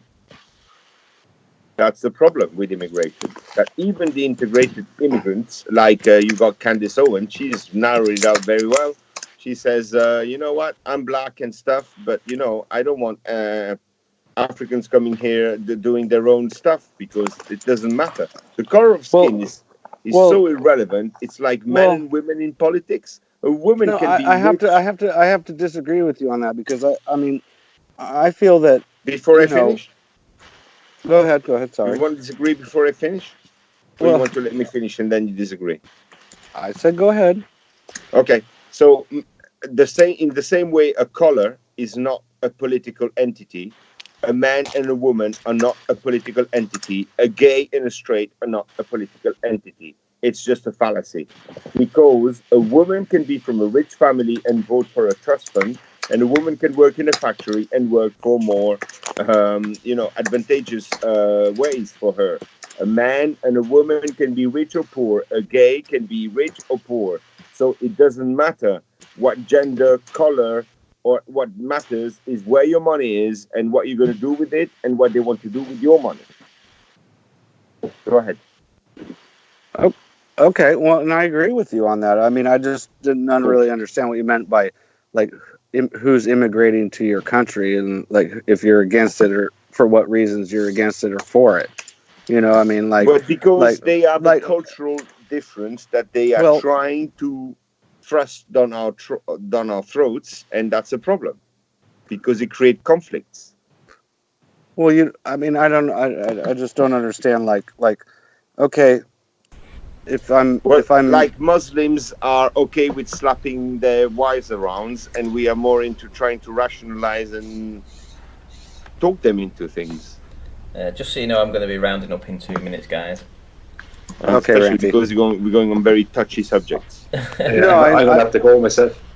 Well, I'm sorry. I didn't mean to go off subject here like that. I was trying to avoid Hitler, and I fell into racing. So cool. I wasn't even. I just wanted to talk about electric Earth, guys. My only point with that is about easily being fooled, and that was basically, I don't know why it went into this. That's not where I wanted it to go. So I mean, but you know, all I was trying to say is that we're all, you know, we all bleed red. You know what I mean? That's basically what my point was, and that's it, Ranty. That's all I was trying to make the point on, is that we all bleed red. We all live in the same world, and whether it's flat or a globe, you know. So, you know, I wasn't rounding up because of that. I was rounding up because it's gone 2 a.m. here, and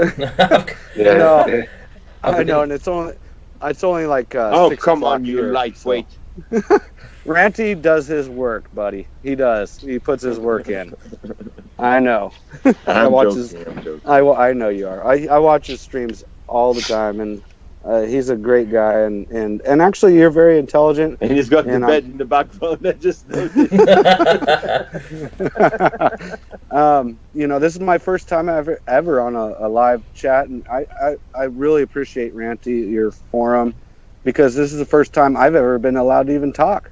You know, like, nobody does this, so this is great. Keep doing it, buddy. I mean, I'll keep coming back. You know, I mean, I don't claim to be the smartest person, but I have a brain, so, and I try to use it. So, well, if you ever want to come back and have a chit chat about literally anything, I can actually stream or you know, title the stream something a little different, so it opens it up to all kinds of different stuff. I'm not averse to talking about that kind of stuff, so yeah, you're welcome back anytime. I mean, thank you, Ranty. Yeah, I mean, and we've all been down the same rabbit hole. You know what I mean? So that's the way I look at it. You know, like I look for, we're all truth seekers. I mean, so that's where I'm at with it. You know, I'll talk about whatever, you know, if I'll stay on topic, that's what's going on. If, you know, and I'd love you, invite me on, we can talk about whatever, you know, or, I mean, I could talk about flat Earth for a long time. I've been researching this for over 5 years, so, I mean, I'm right there in the beginning, basically, when I first saw a flat Earth thing on my phone, I was like everybody, what is this stupid stuff, you know? Well, to be fair, I mean, this is what I'm opening the platform up for. It's so that we can bring in new people with fresh ideas, basically, and just to give a fresh perspective. We only ever listen to the same people, and it does seem like we do go around in circles quite often. So it's nice to just get a few new people in. We'll just let you guys talk, because it gets you used to, in that kind of, just you get over that immediate. What would it be? It'd be like a fear. If you went to, say, Nathan Oakley's, for instance, the fear of joining that panel. It's probably a bit different to come in here and just hanging out, chilling out, and watching the chat go by and seeing whether actually people agree with you or disagree with you, etc. And you can sort of like just feel your way around. No, exactly. I mean, this is wonderful because, I tried to join with Nathan one time, and I was just like, this is too much. And, I mean, I don't want to argue. I'm not here to insult anybody at all. I'm only here to talk, and like, that's the problem with this whole subject. It seems like it's weird because it's not even that big of a deal per se, really. I mean, it is, but it isn't. We're not talking about 9/11 here. We're talking about just the shape of the Earth. It's not something that people. I have to disagree with you there. It's kind of the biggest deal that there is outside of God. You don't misunderstand me. I agree, it is. I'm just saying it's not something to go and start saying, "You're stupid. You're an idiot. I'm tired of this. I'm so angry. I'm angry because of all the hatred. Like all the just this insults without any evidence is what I call it. I don't know any better way to say it. I understand what you mean, because that's the main reaction. What's the point? What's the point? What are they hiding? And why are we doing it? In fact, why are we exposing ourselves? I mean, I've had like people like just stopping to talk to me because I've just mentioned something and tried to, show them the light. They refused it. It's okay. But what's the point? What's the point? Okay, guys, can you just tell us your YouTube handles so that people know who we're talking to, and then I'll just round up. So, BA, that's Ben Adams, yeah? Ben Adams, same handle. Yep, Ben Adams. Who else have we got next? Flat Earth Response. One thing before we finish, I wanted to mention is that matter, and mater in Latin, it's the mother. Okay. So the one that begets matter, that it's just food for thought for you guys. Matter is the mother. It's Maria. It's mare. It's the sea. Just think about it. Okay. That's it. And okay. Brian, you've changed your channel name. It's Brian's Logic now, isn't it? Yeah, Brian's Logic. Yeah. Could I say something just before we finish? Yeah. Go ahead. Yeah. So something small. Just to take a minute, if you don't mind, Matthew. A lot of people have a lot of negative things to say about Nathan and Quantum Eraser, and I know all of them are on the globe side.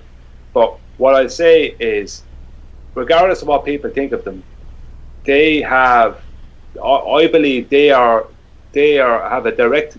But that show, the Flat Earth Debates, has a direct correlation to statements like the moon being in our atmosphere, and that Newton's gravity is not real, and there's by mainstream science, by the media coming out with stuff like this, that they've been coming out with. I believe that the Flat Earth Debate show has a direct correlation between that and what Nathan and Quantum Eraser have been doing, and these kind of statements from the mainstream. So they're actually putting up a much bigger defense than people realize, and I don't think that it will be evident what they're actually after doing for a long time to come. I agree. Can I interrupt real quick? Sure. Ranty tried to plug me. I don't know if he was going to continue, but no, go ahead. No, Flat Earth Response is my channel name, and I don't have any content, but I'm working on that, and just I only have a few subscribers because people are kind and they just subscribe here and there. But I